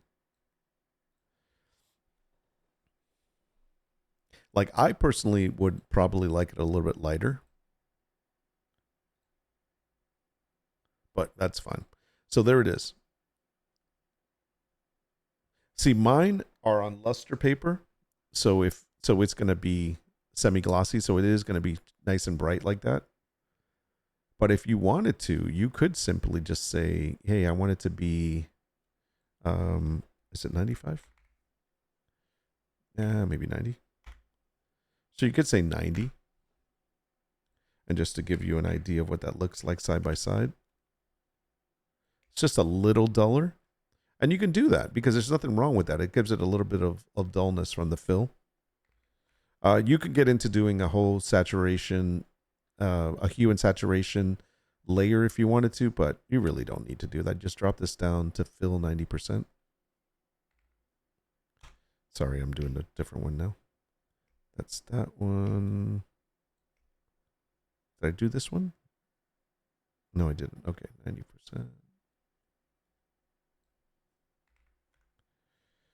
Okay, that one, that one, that one. And the last one, I believe, is this one here.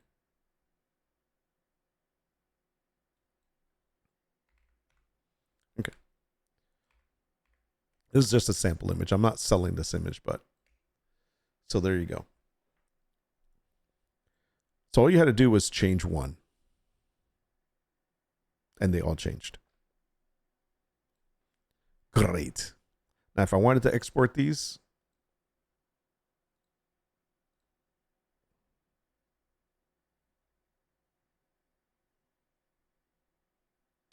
Come on, come on, come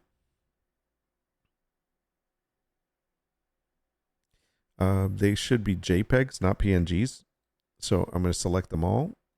I'm going to say JPEG. That way they all change. Because if you only do the top one, then only the top one changes. Okay. They are selected, so you don't have to keep them all like that. So as long as they all have a check mark. Then I'm going to go export. I'm going to just drop them into downloads. It doesn't matter. And then you'll see them.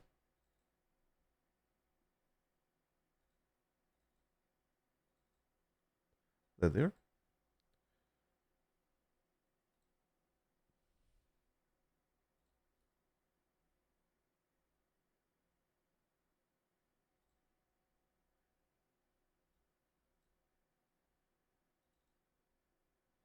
Perfect. And now you can see each one. And you see how only, let me switch.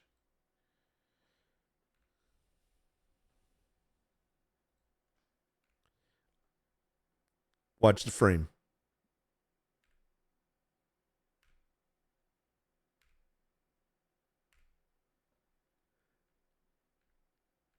So just the environment changes. Doing me confused, but I am full. Nice. Now you get it? So now basically it's the same composition of the layout, of the mock-up layout, different frame, different environment. Same image. Works. So that's why that's what the whole point of this is. The only thing And some people would say, by the way, I like to take, I'm going to take off the image because I want to save it for a second. I have to save it without the image. And I could put any image there and it'll do the same thing, obviously. So I'm going to get rid of that image. I'm going to put it back to green. I'm going to go ahead and say yes here. Okay. So now I have it. This is the way my template would be. And I'm going to go ahead and save this. So now I have one for, oh, sorry, girl. I got to get you rid of you, Ter. Supermodel. Okay. Get rid of you. Say yes. Okay. So this is something that some people would have a problem with. They'll be like, that's great. And it's one size. But what if you wanted to show it in a smaller size or a larger size of that aspect ratio, or a different aspect ratio that's horizontal mumbo jumbo? You know, maybe, or same thing with the portrait. Maybe that you wanted a bigger frame, instead of it being a 4:5 ratio, what if you wanted a 2:3 ratio, or a, you know, whatever other dimensions you're offering in? Because obviously you're offering it in, I think it's 5 different dimensions. So you would have to make different sets of these. Now, you don't necessarily have to use all 5 of these. You can pick and choose which ones you want to use. But the difference here is that if you wanted to use one size, different styles, you just drop in the image and export it, and you're done. And that works. Now, here's another quick little tip. By the way, I've been off to the side the whole time. I'm sorry. Here's another quick tip. If by chance you wanted to do this individually, you wanted it to be like, yes, I want all 5, and I want them all on this one file so that I don't have to open up separate ones, but I want to save different images to these ones. Well, you can do that too. And the easiest way that you can do that without having to use the way I'm doing it is that you can use these layers down here. So if, for example, I wanted to, let me grab 2 different images. So if, for example, I wanted to grab this layer and drop the wolf there, the wolf is going to be behind, like I said. You can piece him where you want. I'm going to make this a little bigger. The wolf is behind the green, so I'm not using my smart objects. I'm literally just putting it behind the last layer, and I'm going to turn off this top layer. So there's one. Now, maybe on this one, I want to add a different image. So I'm going to just grab, the balloon girl. Okay. So first of all, I got to make sure I select this layer, and then I'm going to drop her in here. And then again, she's in the last layer, the bottom layer. So this is why she'll be behind the frame. So I'm just going to try to fit her in there. There we go. And then I can just go ahead and turn off that top layer. So there she is. So once again, there they are. Now, I would have to probably change the opacity if I want to make this one 90% on the image. So I can do the same thing, and I'll do that to the wolf one as well. Did I do opacity? I think I did opacity. I should have been doing fill, but okay. Let me just double check. Yeah, I did fill. Oopsie. Okay, so let's change that back to 100. Go to 90 here. Doesn't really matter, but I just like to keep things consistent. So there we go. So I could do this and still use the same file, and then when I export, it'll be one of each. And why would this be good? Well, if I'm working on multiple, let's say I have 3 of these sets of different sizes, but same horizontal way. Well, that means that then, and I'm going to make another one in a second. That would mean that I can then take and put 5 different images on this one, open up the next set, put the same 5 different images on that one, open up the next set, do the same 5 different images. And when I export each one, I just finished making 3 mockups for 5 different designs. Saves me a lot of time. So that's why this. And the reason I do it this way is because otherwise, I would be working on a file that has one mockup only. And then I would close this up, open the next file only, change that one, close that one up, open another file, which would have this one only, and so forth.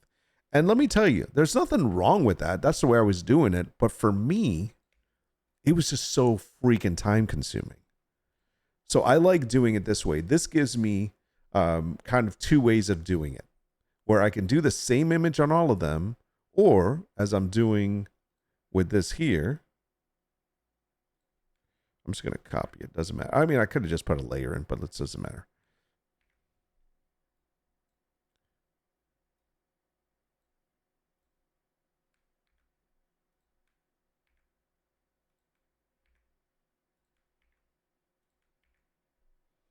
All I'm doing is adding a layer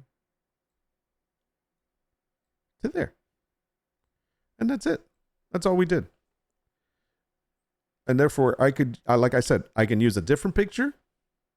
If I want to introduce a picture in itself in there, I'm going to make this, let's make this light, like violet.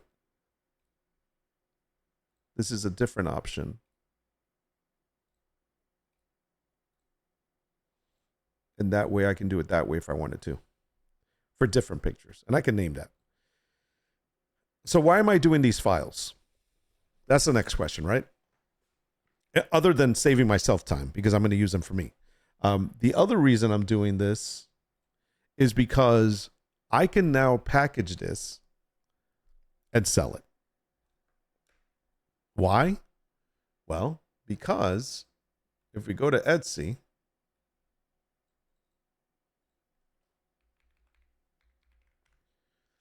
and I do frame mockup,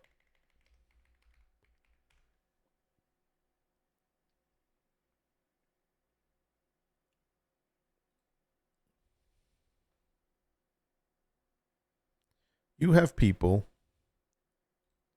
selling frame mockups. But here's the difference.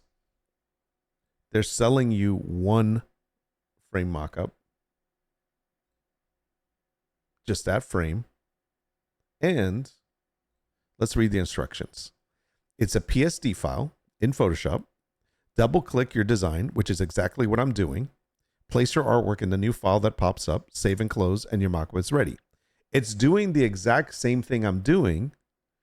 It's at a 5:7 ratio. So it's a 5:7 ratio image, but it's only one file. And the only difference that they gave you is that one of them, well, that there's a layer to add a matte or no matte.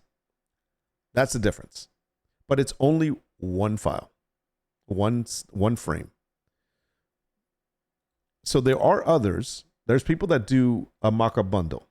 All right. So like, for example, this guy, $2.49 for these. But let me tell you that more than likely, and I can read this and I can look in their description, they're giving you all these mockups, right? Which I think is great because that's great. It's a bunch of different ones.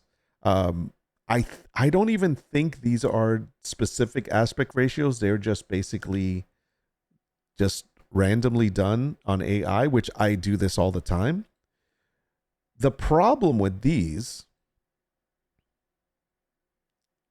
some of these are not like, that's not a ratio. That's wrong. But anyways, the problem with these is that this is just a JPEG file. These are not PSDs, which means that you would have to do what I did as far as like doing the whole, cut it out, add the design, the smart object, and creating that smart object, which is not just dropping a smart object there, but kind of yes and no. Anyways, you would have to do this to all of these that you want to use. Why would you do that? When you can just, if you're going to do that, you might as well use AI to create your own mockup and do it yourself. So this is why, for me, this would be somebody that does not have access to Midjourney or to any other AI creation, so they have to pay someone to do this for them. Now, if I look at their listing, it says all mockups are provided in a high resolution PNG format, but that does not mean that they are ready to use for you to drop in an image the way mine are set up. So this is the bad part about these. People will buy them and be like, "Oh, so all I have to do is just do that?" Yeah, because you know why? You could just cut it out and drop an image on there. Or you can put the image on top of it and then just cut it to size. But if it's not the right aspect ratio, it's not going to perfectly fit your image, number one. Number two is that you want it behind. So you're going to have to cut out the opening and you're going to do a little work on these. And like I said, unless you don't have your own way of doing AI and creating your own mockups, that's why you're buying this. But because you're going to do the Photoshop work. That's number one. So let me just say this. If you are working with print on demand or on Etsy to make mockups and whatnot, I know it's a little bit expensive. I know it's an extra $20 a month sometimes, but it just pays to have access to some kind of an AI platform, whether it's Midjourney or Leonardo. I'm going to show you something else real quick. Let me switch over. So the same thing with Canva. So I'm in Canva now, right? Let me go ahead and switch over. So with Canva, I took those same mockups that I had earlier and I put them in here. And these are the different ones. These were the ones I was working. These are 4 different ones there. And I made these available on Canva. And they have this smart object inside. They're called, I don't know if they're called frame mockups or whatever they're called. So now if I go to, if I'm going in here, and I'm going to go to upload. And I'm going to grab this image here. This is just a random image that I have. All I have to do is do this and drop it. And it puts it right into that image. Now, let's say I wanted this image here. Okay, I'm going to do that. Just drop it. There it goes. It puts it right in the image. Now, does that mean that it's cropping it?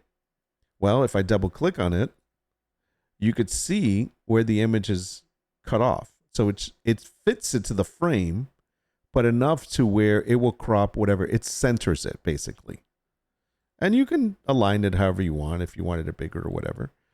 Same thing with this one. If I double click on this, it shows you top and bottom. Maybe I don't want to cut off her head, so I'm going to scroll her down a little bit, still keep her in the frame. And then there we go. She's a lot better there. But this is the same. So this is the same concept that I was doing with the other ones, except it doesn't fill all them at once. You have to actually put the image on each one separately.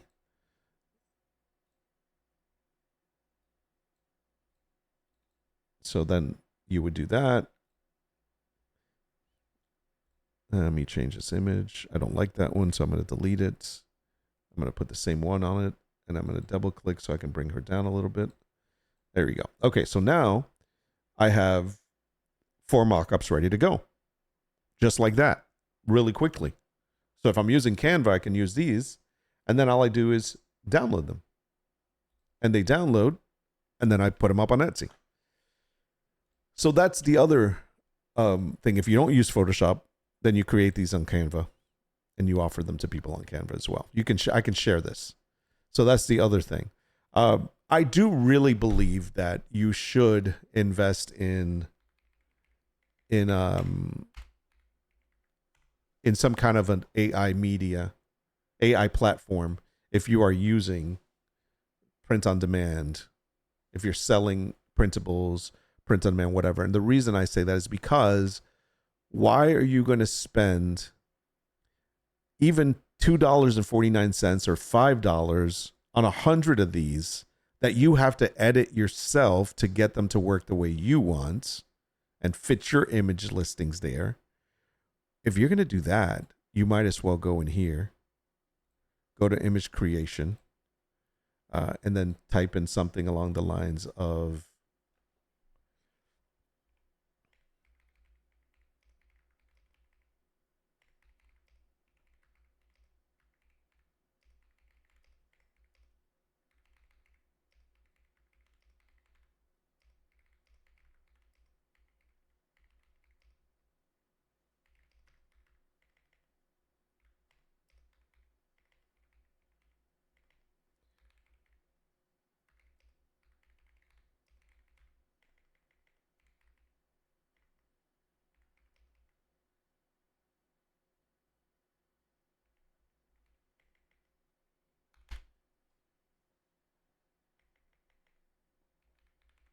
Okay, so let's say I just do this. I don't know what setting I have this on. I think I have on Flux Dev. Flux Dev is fine. So I'm going to generate 4 of those and see what happens. I should have given it, actually, I should have done a 1-to-1 ratio. Let me do this real quick. Let me do it again. Okay. So you can do this.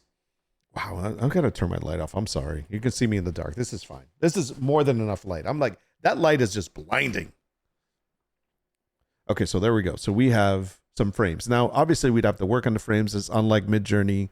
I can't do the whole change of frame to a different style. There is a way of doing consistency, but it's a little bit harder on Leonardo. I need to learn that still. But here you go. So there, I just made my own mockups really quickly. I can take this, download it, throw it in Photoshop, and do the same thing that I was doing. So why would I pay somebody else if I have to do the actual work myself? But again, this is great. This is why you need to have an AI platform to make your own mock-up images. You don't like bohemian style? Okay, no problem. Let's do a Victorian Rocco Victorian, or is it Victorian? Let's just do Victorian Rococo living room setting. Okay, let's try that. What's it going to give me? The idea here is I'm just showing you an example of multiple styles that you can create for mockups. And you can also do just a freaking white living room. There it is. There's another. So here you go. You can get a little bit fancy. Okay, so you can also say mockup image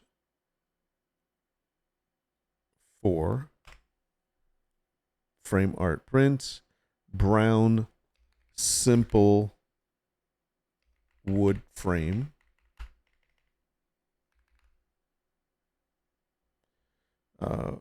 With no image inside, in a simple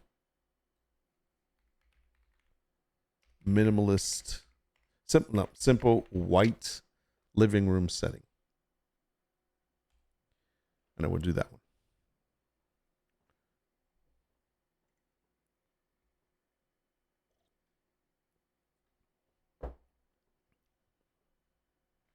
Okay, there we go. So now we have again, these are huge.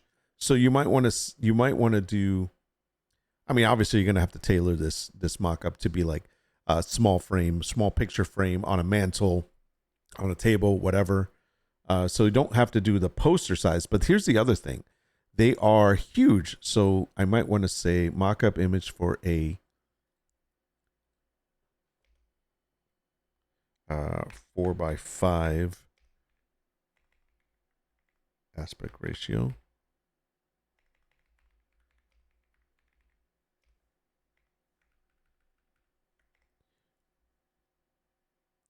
Let's see what this does.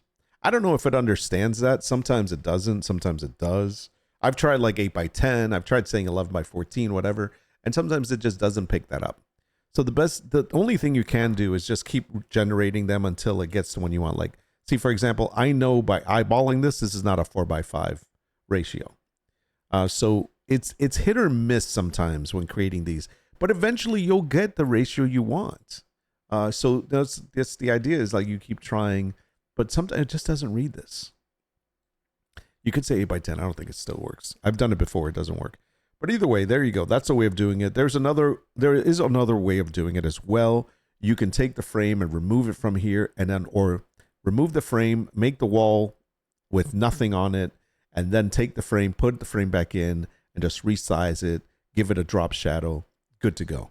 Obviously, this drop shadow would be better because of the fact that it doesn't look like it's getting the features of it, as opposed to something like this, which is showing this huge shadow here. So that would be a mistake. So you don't want to do that. Anyways, so obviously there's a lot of ways to work with it, but that's kind of the idea. If you're going to use Midjourney, obviously I've done several mock-ups on there, but don't spend your time buying these if you have to do the work yourself. I get $249. That's cheap. And you know what? Here's the other thing. If you're not going to use AI for anything and all you need is mock-ups and you don't want to pay $20 a month, then yeah, go ahead and buy these. $2.49 is less than $20.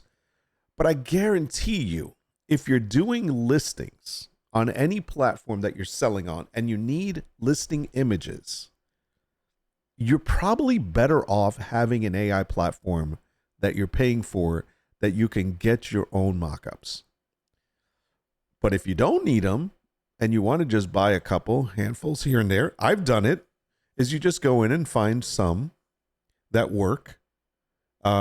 Obviously, this is a retro style. That's $11. That's pretty expensive for 50 ones. I got to double click on that. I got to see this. So a lot of times I look at these because I'm wondering if they're giving you PSDs or whatnot, but they don't. I don't think so.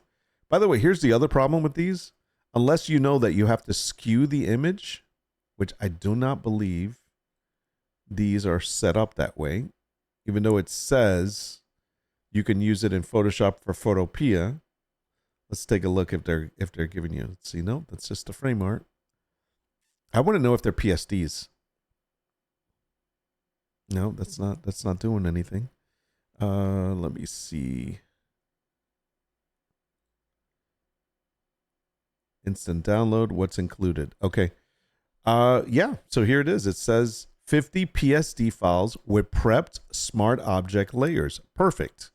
Then they already have this set up for you. And this is great. It is in a retro style if that's what you're going for.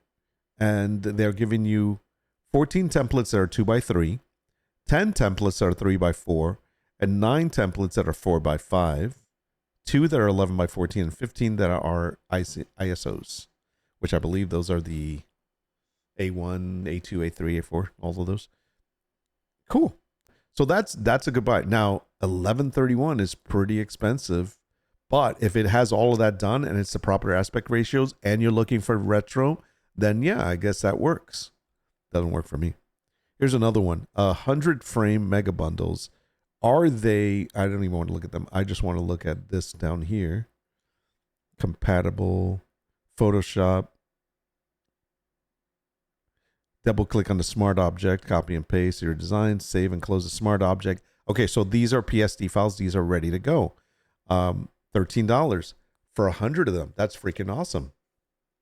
So there you go. That's another bundle set you can get right there. Now, I'm assuming that when you see these slanted ones, that they are making it that they're already skewed. The rectangle is set properly so that it actually skews it for you. So that's good. Yeah. Not bad. Why are they 2000 by 1600 though? Aren't they supposed to be 2000 by 2000 or 2048? I don't know. I wonder. Okay. Well, there you go.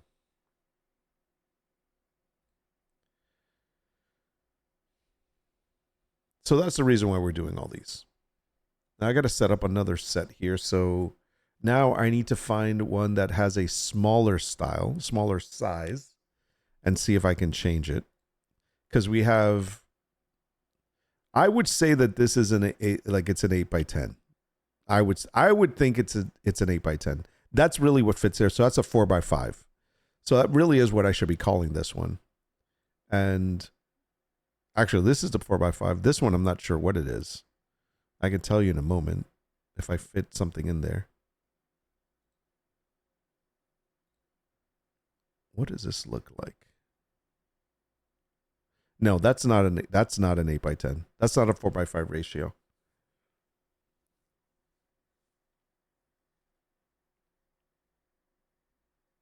I think this is 2x3. I'd have to measure it. But either way, so let's look at something else that's not so, that's a little bit different. It may be smaller, but we don't want to be so ornate. So let's go to my downloads. I'm going to look for this files because I have some already. I just need to find them. Did I have them in downloads? I think I did. Yeah, so we want to look for, let's try these first. Something that is more like kind of narrow, like this one here. This might work. Can I just open it in Photoshop right there? So that's a little bit more narrow than these. which I believe that's like 24 by 36, which is a 2 by 3. I'm pretty sure that's a 2 by 3, which is different than this one. Let me take a look at this one again. Yeah, that might be an 11 by 14. Okay, so there's that one. So that's good. So we're going to grab that one, and we want to get one that is horizontal as well. And we want it to be different than the other one. Hold on, let me see if I can find a good one. I think this one, this might be good, except it needs more space at the top. I gotta find one that has like space at the top as well. There was one that had flowers in it. That might be okay. Okay, I think this one would do. So let's grab this one. Put this up here for a second. Okay, so that's not terrible. We can use that.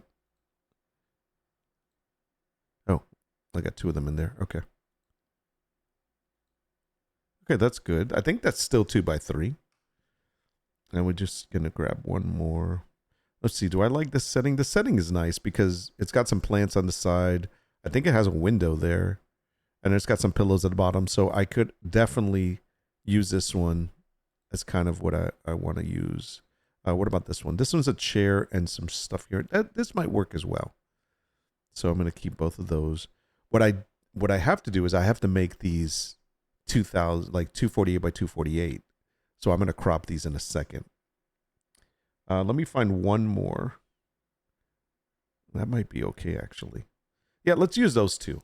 So that would at least give me two different ratios. There is one more I want to find, which is going to be kind of... see if I can find this. As shops, it's going to be... Is it prints? I think it's prints. And then it's going to be frame art. And we're going to find one of those gaudy ones, but we're going to change it up. So let's see. I think it's Christmas, horizontal, room, mockups. Let's try this one. Yep, there we go. Okay. So we want one that's sitting on a table, kind of, or smaller version of it. Like this is probably nice, but it's blocked off. This is too, I don't like that ratio. All right, so this is not good. Let's try another one. Let's try this one. Look for one that's sitting on a mantle somewhere. Like this is fine. This one with flowers next to it. I like the fact that this is a little bit bigger. I'm wondering if it's still going to be the same size. We're going to test this out. It's going to be fine. Let me see. Let me just find one that has a good... That one or this one.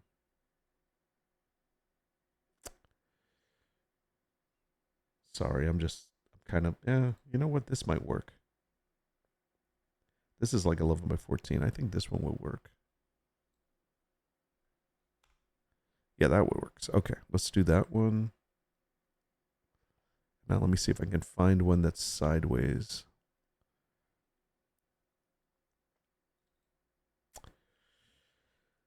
I don't think I have any. Let's look for a 2 by 3 horizontal. These are all vertical.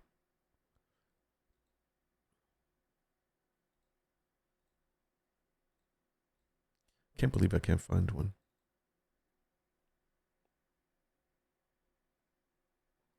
I wanted something on a mantle, but I guess I can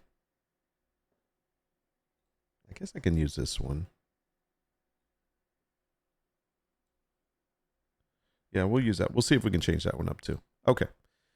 So this is what I want to do. I want to grab this one here. I'm going to select all. Nope, we can't do that. All right. So then we want to...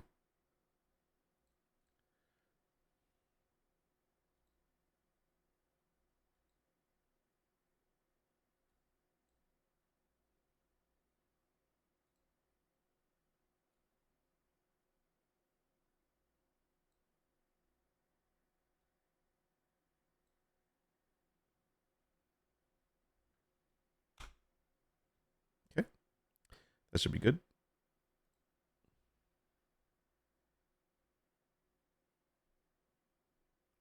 see pixels for a second on that. Should be bigger, but 950 by 950. Yeah, that should be fine. Okay.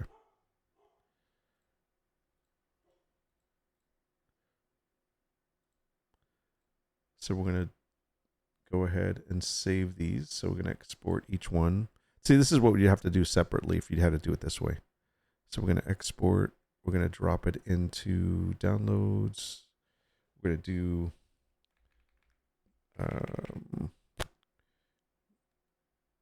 redo one.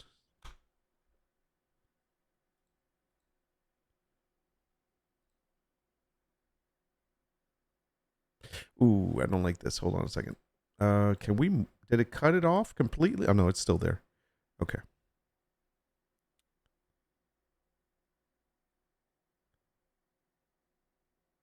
I want a little bit of the flower, so I'm going to keep that one like that.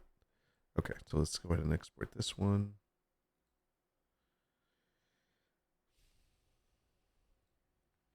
Call this one redo 2. I'm going to do this one here. And that's fine. It's a little bit of a skew on it.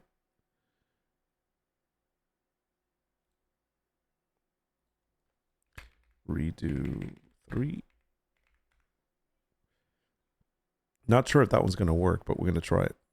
And then this one, let me turn that off. That's fine. Let's call this one export.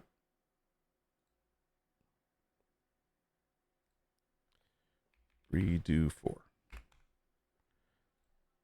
Perfect. Okay, so now they're all exported. We can get rid of this file. We don't need it. We're going to minimize this, and we're going to go over to Midjourney, which I believe... Do I still have it open? I do.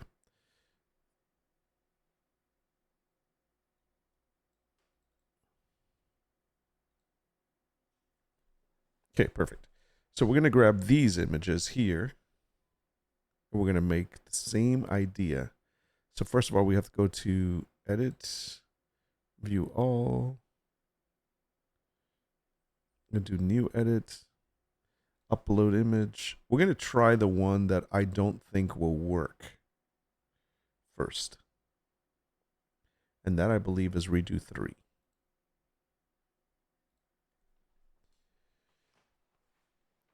What time is it? It's 1 o'clock. How long have I been on? 2.5 hours. Okay, let's try this first. So what I want to do is I want to restructure. I'm going to leave this whitewash wood frame mockup in nautical living room style. Early morning lighting, no ornate. Simple whitewash wood frame. So now let's see what it's going to give me. Submit this texture.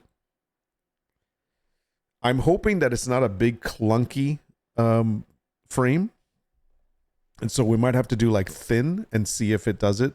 I just have a feeling it's going to give us, yeah, like some corner stuff like this. So we got to see. Yeah, it's still, I mean, it's not terrible, but it's because of the style of the frame. So the only other thing I can probably do is try to say simple, thin, and see if that works. No ornate, bulky corners.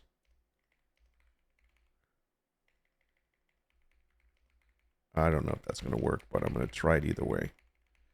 That's the only problem is if you're picking this, it's still going to use the style, you know what I mean? Like the shape of it.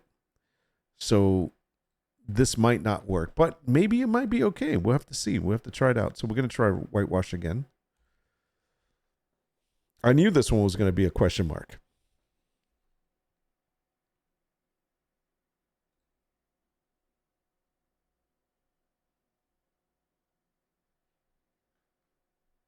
We might find a frame that's okay.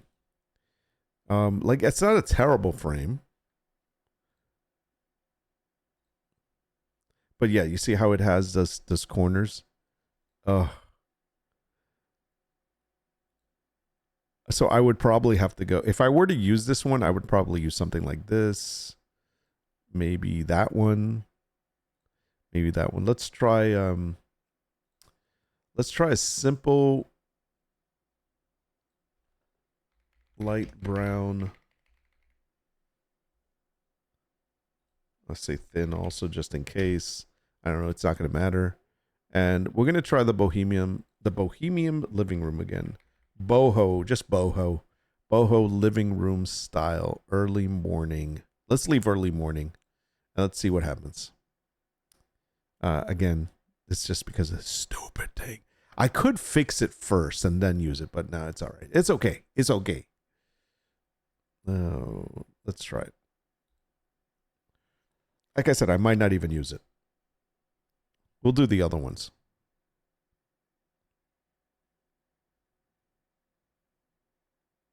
We want about 5 of them, 4 or 5 of them. Okay, so yeah, it's still going to do that stupid corner stuff. Oh no. Yeah, I definitely can't use this one. All right, so now we know. What I want you to see this though. If I do gold, it's going to work. It should be fine. It's just because it's gold and living room. Let's do Victorian. Watch this. Let's see. I mean, it'll make it gold better than dark, but still, it's not what I want.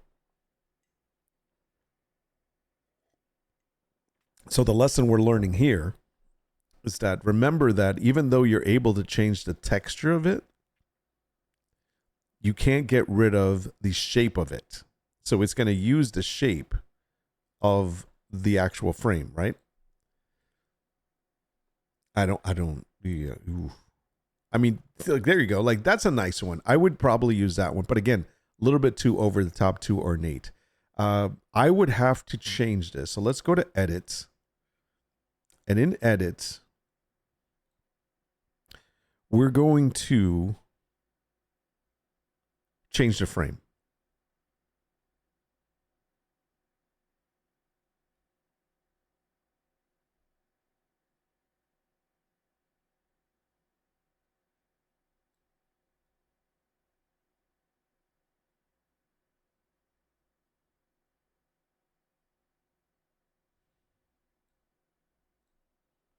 Simple thin wood frame mock-up and Victorian living room style. Blah, blah, blah, blah. Okay, no ornate bulky corners. Let's see what happens. I don't know if it's even gonna do it. It's gonna try to do it. And we're gonna see. We just want a simple thin frame. So let's see if it gives us with no crazy corners. All right, that's better. So now we don't have crazy corners on this one. So let's see. Look at this one. Okay, it changes the aspect ratio a little bit, but that's a square. So this might work. So now let's take this one. I can run it again and say no ornate, but whatever, it's fine. So let's say we're going to take this one now, and now we're going to go and do simple, thin, light brown wood frame in boho living room style. I'll leave early morning lights. I'll leave no ornate bulky frame corners. I'll take off corners. I'll just leave no ornate design. And let's go ahead and run this. Oh, wait, we want to do this in texture mode.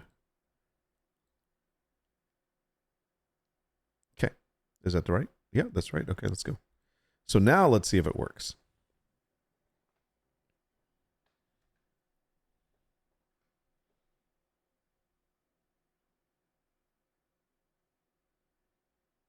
Okay, so we're getting better. But you see how this is a weird design? We don't want that. This is somewhat okay. It still has those little corners. Yeah, so it still has those stupid little corners. And it's because of the fact that the original has these cute little fringes on the side.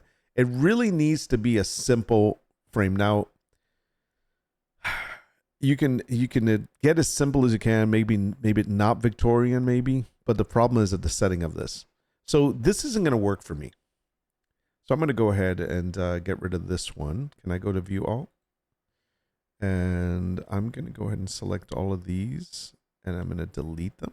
I think I can just delete, right? I thought you can delete these. I know you can delete this.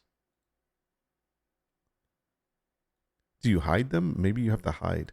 This is the only part of this whole website Midjourney stuff that I don't like. You can't delete stuff. You can hide it though. So I'm going to hide it. So therefore I don't have to see those again. All right.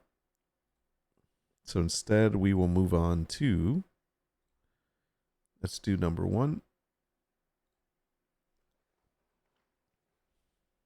Oh, it's another one of those. Okay. This might be okay though. I don't know. We'll have to see. So we're going to retexture, thin brown frame, early boho. Let's see what comes out. No ornates. Oh, I wish I can get rid of the mirror. Is it going to have a mirror? Oh, I don't like the mirror. That's all right. Let's see what happens. I might have to make some new ones of these. I don't really need these. I just need the big ones anyways.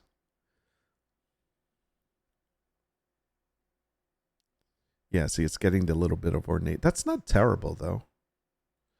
I don't know what's going on with the freaking mirror frame behind it, though. Yeah, see, now that's a cardboard. That doesn't look right. It's not terrible, but it's definitely not what I was looking for. But let me try black frame. And let's try a modern living room. And it's going to put something in the background. It's fine. Let's try early evening lighting. Let's try that. It's going to have the little waves on it, unfortunately.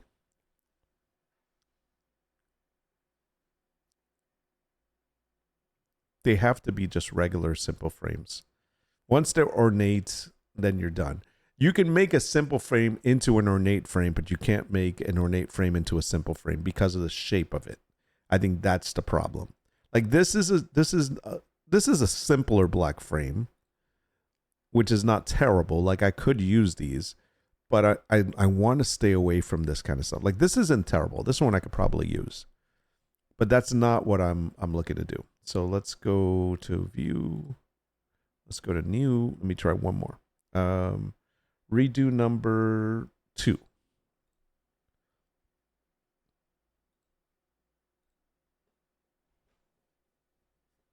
All right, so we're going to do this. We're going to simple black frame, whatever. Let's go ahead and run this one. See what it gives us. And then in the meantime, I'm going to go ahead and run a simple thin light wood, light brown wood frame in boho living room.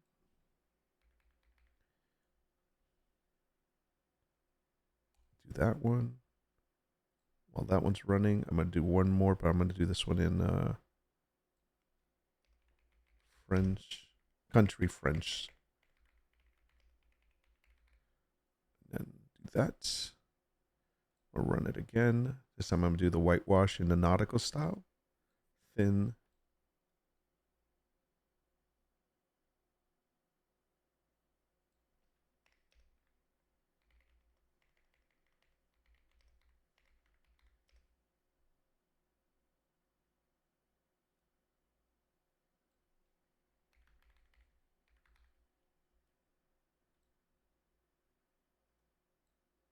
Change this to morning. Okay. Just did a couple of them just to run through them. So this is the black one in a modern early evening. Notice obviously the lighting as the sun is going down. Depending on the artwork, This part's not going to be shaded or yellow. You're going to put your own artwork there. This might work for some people, but I like to stick to stuff like this. So this would work. This is a nice one. If I look at this one also would work. What's the difference between these two? There's a bench on this one, a wooden bench, and then there's a regular gray. Okay, so then that's fine. Then there's this one here. Again, this one would work. It's a little bit more like the tone is different. It's warm, but it doesn't matter what's in the middle of here. This is all going to be gone. So let's look at the boho style. Again, this one will work. This is a nice one. The shadows are fine. Same thing here. I like that one too. That's a good one. It's another good one. Even if it has a shadow there, I still would like it. Now let's move on to I don't know which style was this. I don't remember. This is a light wood style in a country French. So it doesn't change that much. Very similar styles. But yeah, plenty to choose from there. Okay. Very similar though. So you have to pick a couple from there. All right, what's this one? And this is in a, what did I say? Nautical. And again, this is supposed to be whitewashed. There it goes. So this is a whitewashed one. Now there's not a lot to work with. So we could change the wall and say nautical living room style light blue wall.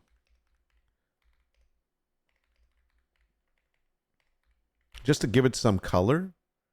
Oh, I got to do this on this one. I'm sorry. Actually, let's do it with that one. That's fine. Let's go ahead and submit that one. That one's going to run. In the meantime, we'll look at these. What's this last one? See, that's not terrible. But we want to change the wall, so let's see what happens to the wall. Does it give it a light blue wall? Maybe. Yeah, it does. So there we go. So now we have a light blue wall. It's got some pink pink stuff there. Oh, this is a nice one. So you could change if you wanted a little bit different, you could do that. This is a nice one. I like this one a lot. And there's another nice one. So pretty good. Now, what if we wanted something like, let's go, we went with this and we set something like thin back frame mock-up in a modern, eclectic,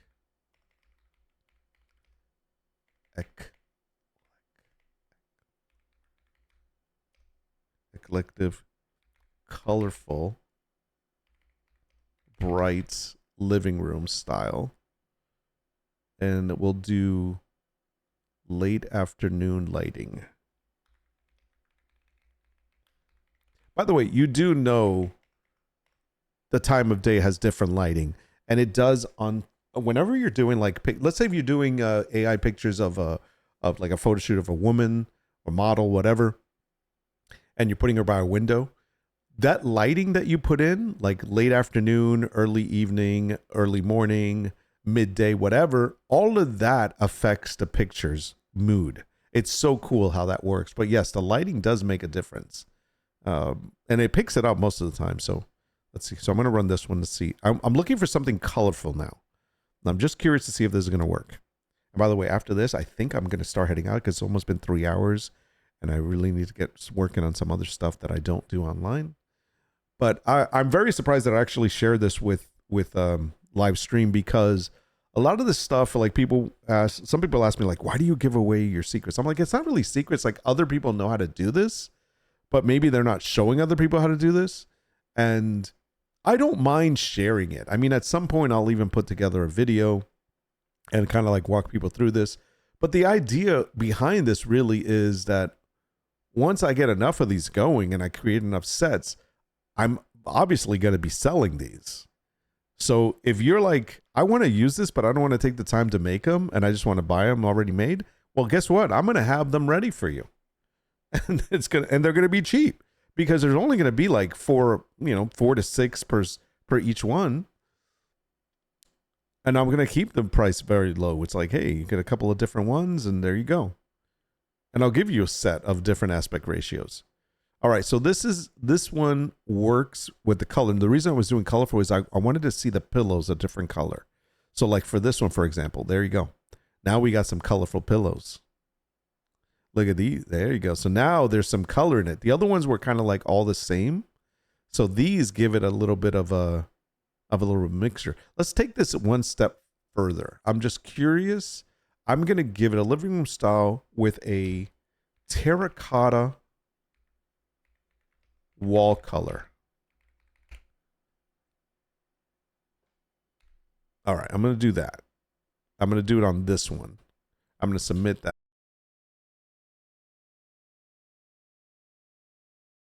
This is probably my favorite right here. So I'm definitely going to mess around with this and do my next set with some colors on them. Right? Just to make it stand out a little bit more. Doesn't have to be dark. It doesn't always have to be like this. But this is kind of nice. I like that a lot. Perfect. I want to see what you're talking about, Brink. You want to show me? Can you want to show the people, or can we get on Discord and see it? Because that's what I was trying to do, and that's the reason why I started doing sets instead. Because I had to keep all of them into sets like this. The same ones, same size, same ratio. Because otherwise it would not work properly. Unless you're going in and changing the rectangle itself. Yeah, I want to see how that works. Cool. So this is going to be an extra layer. Yes. Let's get Brink ready. Where's my...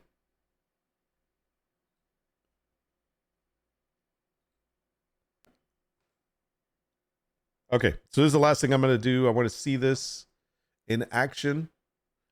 Brink is going to show us. And then we're going to go ahead and close out the stream for the day after this.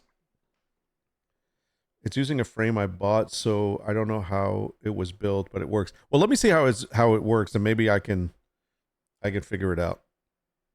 I just want to see it.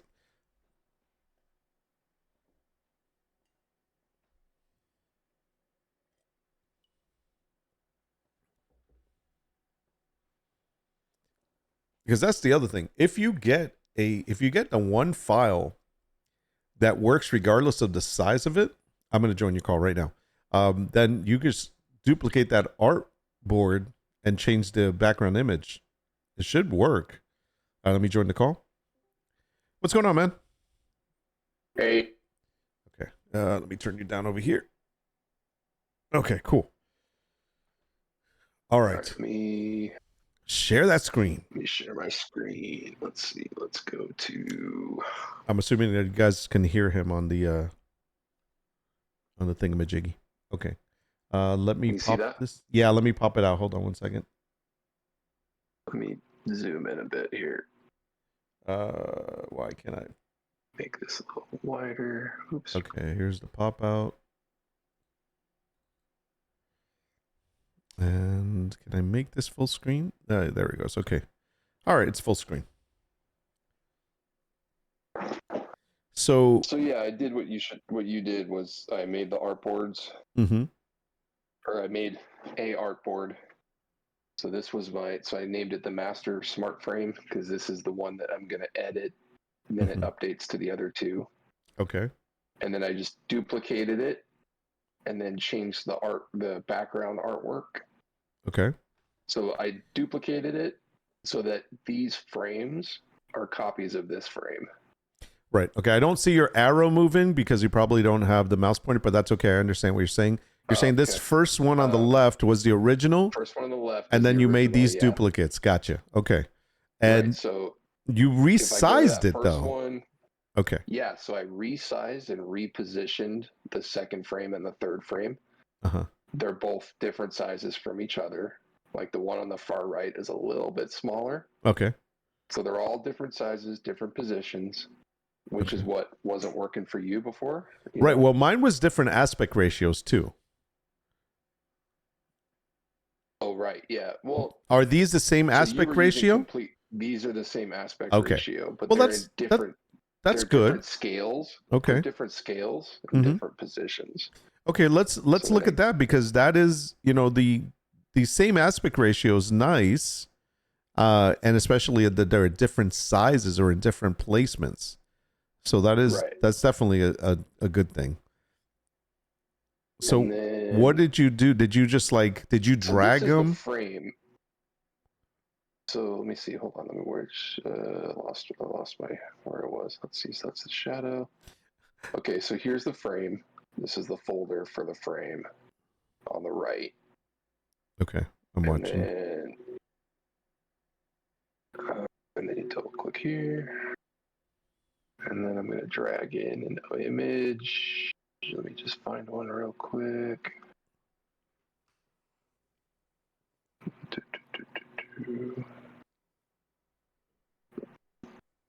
I think, is that a 3:4 ratio? I think it is. We'll drop this guy in here. Okay. Done. Close that. Save it.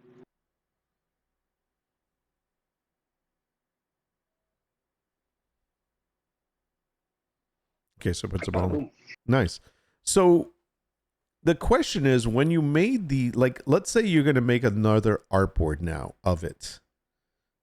Did you make, so you duplicated this first artboard and you dropped in a different image that had the size of this frame already? Or did you zoom into it? No. So no, I duplicated the first artboard on the left. Uh-huh. And then I deleted everything in the artboard except for the frame. Except the frame. Okay. And then I replaced everything with the artwork, like these different shapes, like these cactus. Yeah. That sort of stuff. Question is, how did you get the frame this big? I just resized it. How did you resize it? Did you like click on the design? I mean, on the frame object and the design? Because there's a mask to it somewhere. No, there's no mask. So there's no smart object mask or anything like that. Mm-mm. Interesting. No, it's just the frame. So if you look on the right, on the layers panel, let me see if I can zoom this up. There's a smart object frame. For sure. There's a frame. Yeah. So it's just, you have the frame itself is a transparent image. And then you have, this is the pass through for the matte. So it's basically just a matte. And then you have the shadows. shadow Okay. underneath in the frame. And then you have your smart object for the actual image. And then you have the shadow under the frame. And that's it. Okay, so the frame, I understand how they did it. The frame itself is, okay, this is what it is. This is the difference. Your frame is separate from the actual background image. So in other words, if you turn off on that first image, do me a favor, turn off the frame. The frame layer. On the first image that that's the one you bought. You mean on the one on the left, that one, artboard one. Left, yeah. Turn off the frame. Right, so,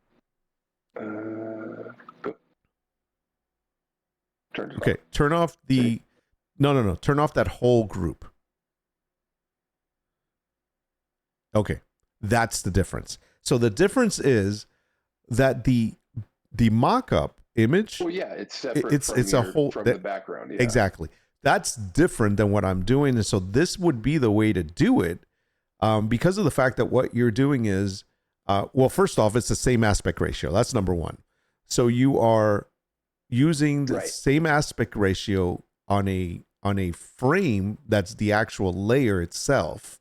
And that layer you can actually, you can pull and resize it because no matter how big you make it or how small you make it, the design, the smart object inside of it is going to adjust, and that's fine. Right. And that works. What doesn't work is that if you had multiple aspect ratios and you could not use it the way we were using it. That's what the problem was. Yeah. I mean, the aspect ratio doesn't really matter. It does. No, it does matter. Really. Well, hold on a second. Let's think that through. I just make a separate template for landscape photos and just use my landscape frame. No. But okay, you can't do a 3:4 and a 2:3 aspect ratio, and it's not going to be the same smart object. Listing photos, why do you want to use multiple aspect ratios? Why not just use one? No, you're right, and that's fine. What I'm saying is that if you did want to use different ones, because maybe if you're a buyer that's looking to fill up a certain wall and be like, I need. Oh, right. You're talking about like maybe one of your listing photos is like a postcard that's 5x7. Yeah, or one's a 24 by 36, and then the other one's an 8 by 10. So those are different aspect ratios that you're going to show differently, so that you can't have on the same set of artboards.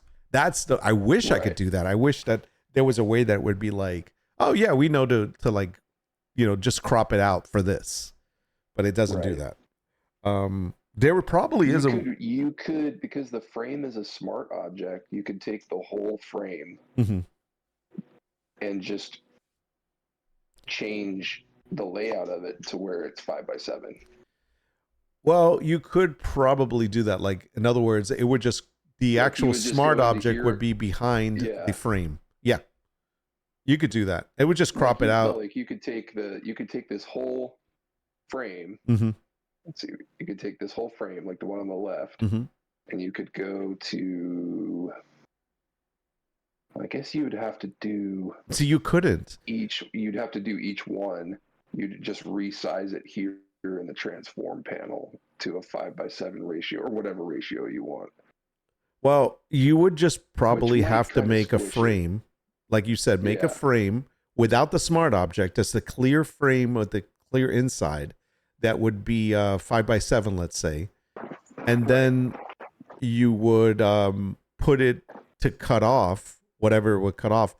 But you would have to then, you would just actually resize that original frame so that the smart object gets resized, and then just kind of like you put the other frame on top of it. That's all it is. I mean, you could do it. It could be done. I'll have to test that out. I'll try that out. That's different than what I was doing. Obviously, that's just the frame layer that you can move around any way you want to resize it. I was dealing with background images that already had frames that you have to actually. Yeah. You would have to cut the frame out of your background image and make it its own object. Or you just buy a frame like these and slap it over the top. You know what else I could do? Oh, no, I can't move it. Moving it around is When I make mock-up images on Midjourney for like these listing photos, I do it with no frame on the wall because I just insert my own frame. Right. No, I know what you're saying. I'm trying to think. There is a way to do it. Yeah, I'm just trying to think of like one way that you just put it into one smart object and then be able to move it around without a mask. So no mask, just a smart object that you can actually move around and resize. Yeah. There's got to be a way. I'm going to figure it out. I'm going to try to work on that later today. Cool. Well, thanks for sharing this, because I mean, this makes a lot of sense as far as if you separate the frame from the actual background image, and then you could just resize that aspect ratio. Right. And I bet if you were to do this and sell mockups, because I've kind of considered doing this too, it would be better to do these frames separate like this, because then you could sell them as a bundle. And then, like, when people want to do gallery walls where they'll show a bunch of frames on one, they can just collage it and make it, That's actually really smart, because originally I was doing that on one file. Ones. Yeah. I think I have a Christmas one like that. And I've got some collage ones. Yeah, that's a good idea. There you go, brother. So smart. See, Brink, this is why we keep you around. And here I thought it was because of my winning personality. Well, sometimes. Okay. Less numbers if you're messing up my counting in my head on this map. 4 by 5, 7, 8, 9, 10.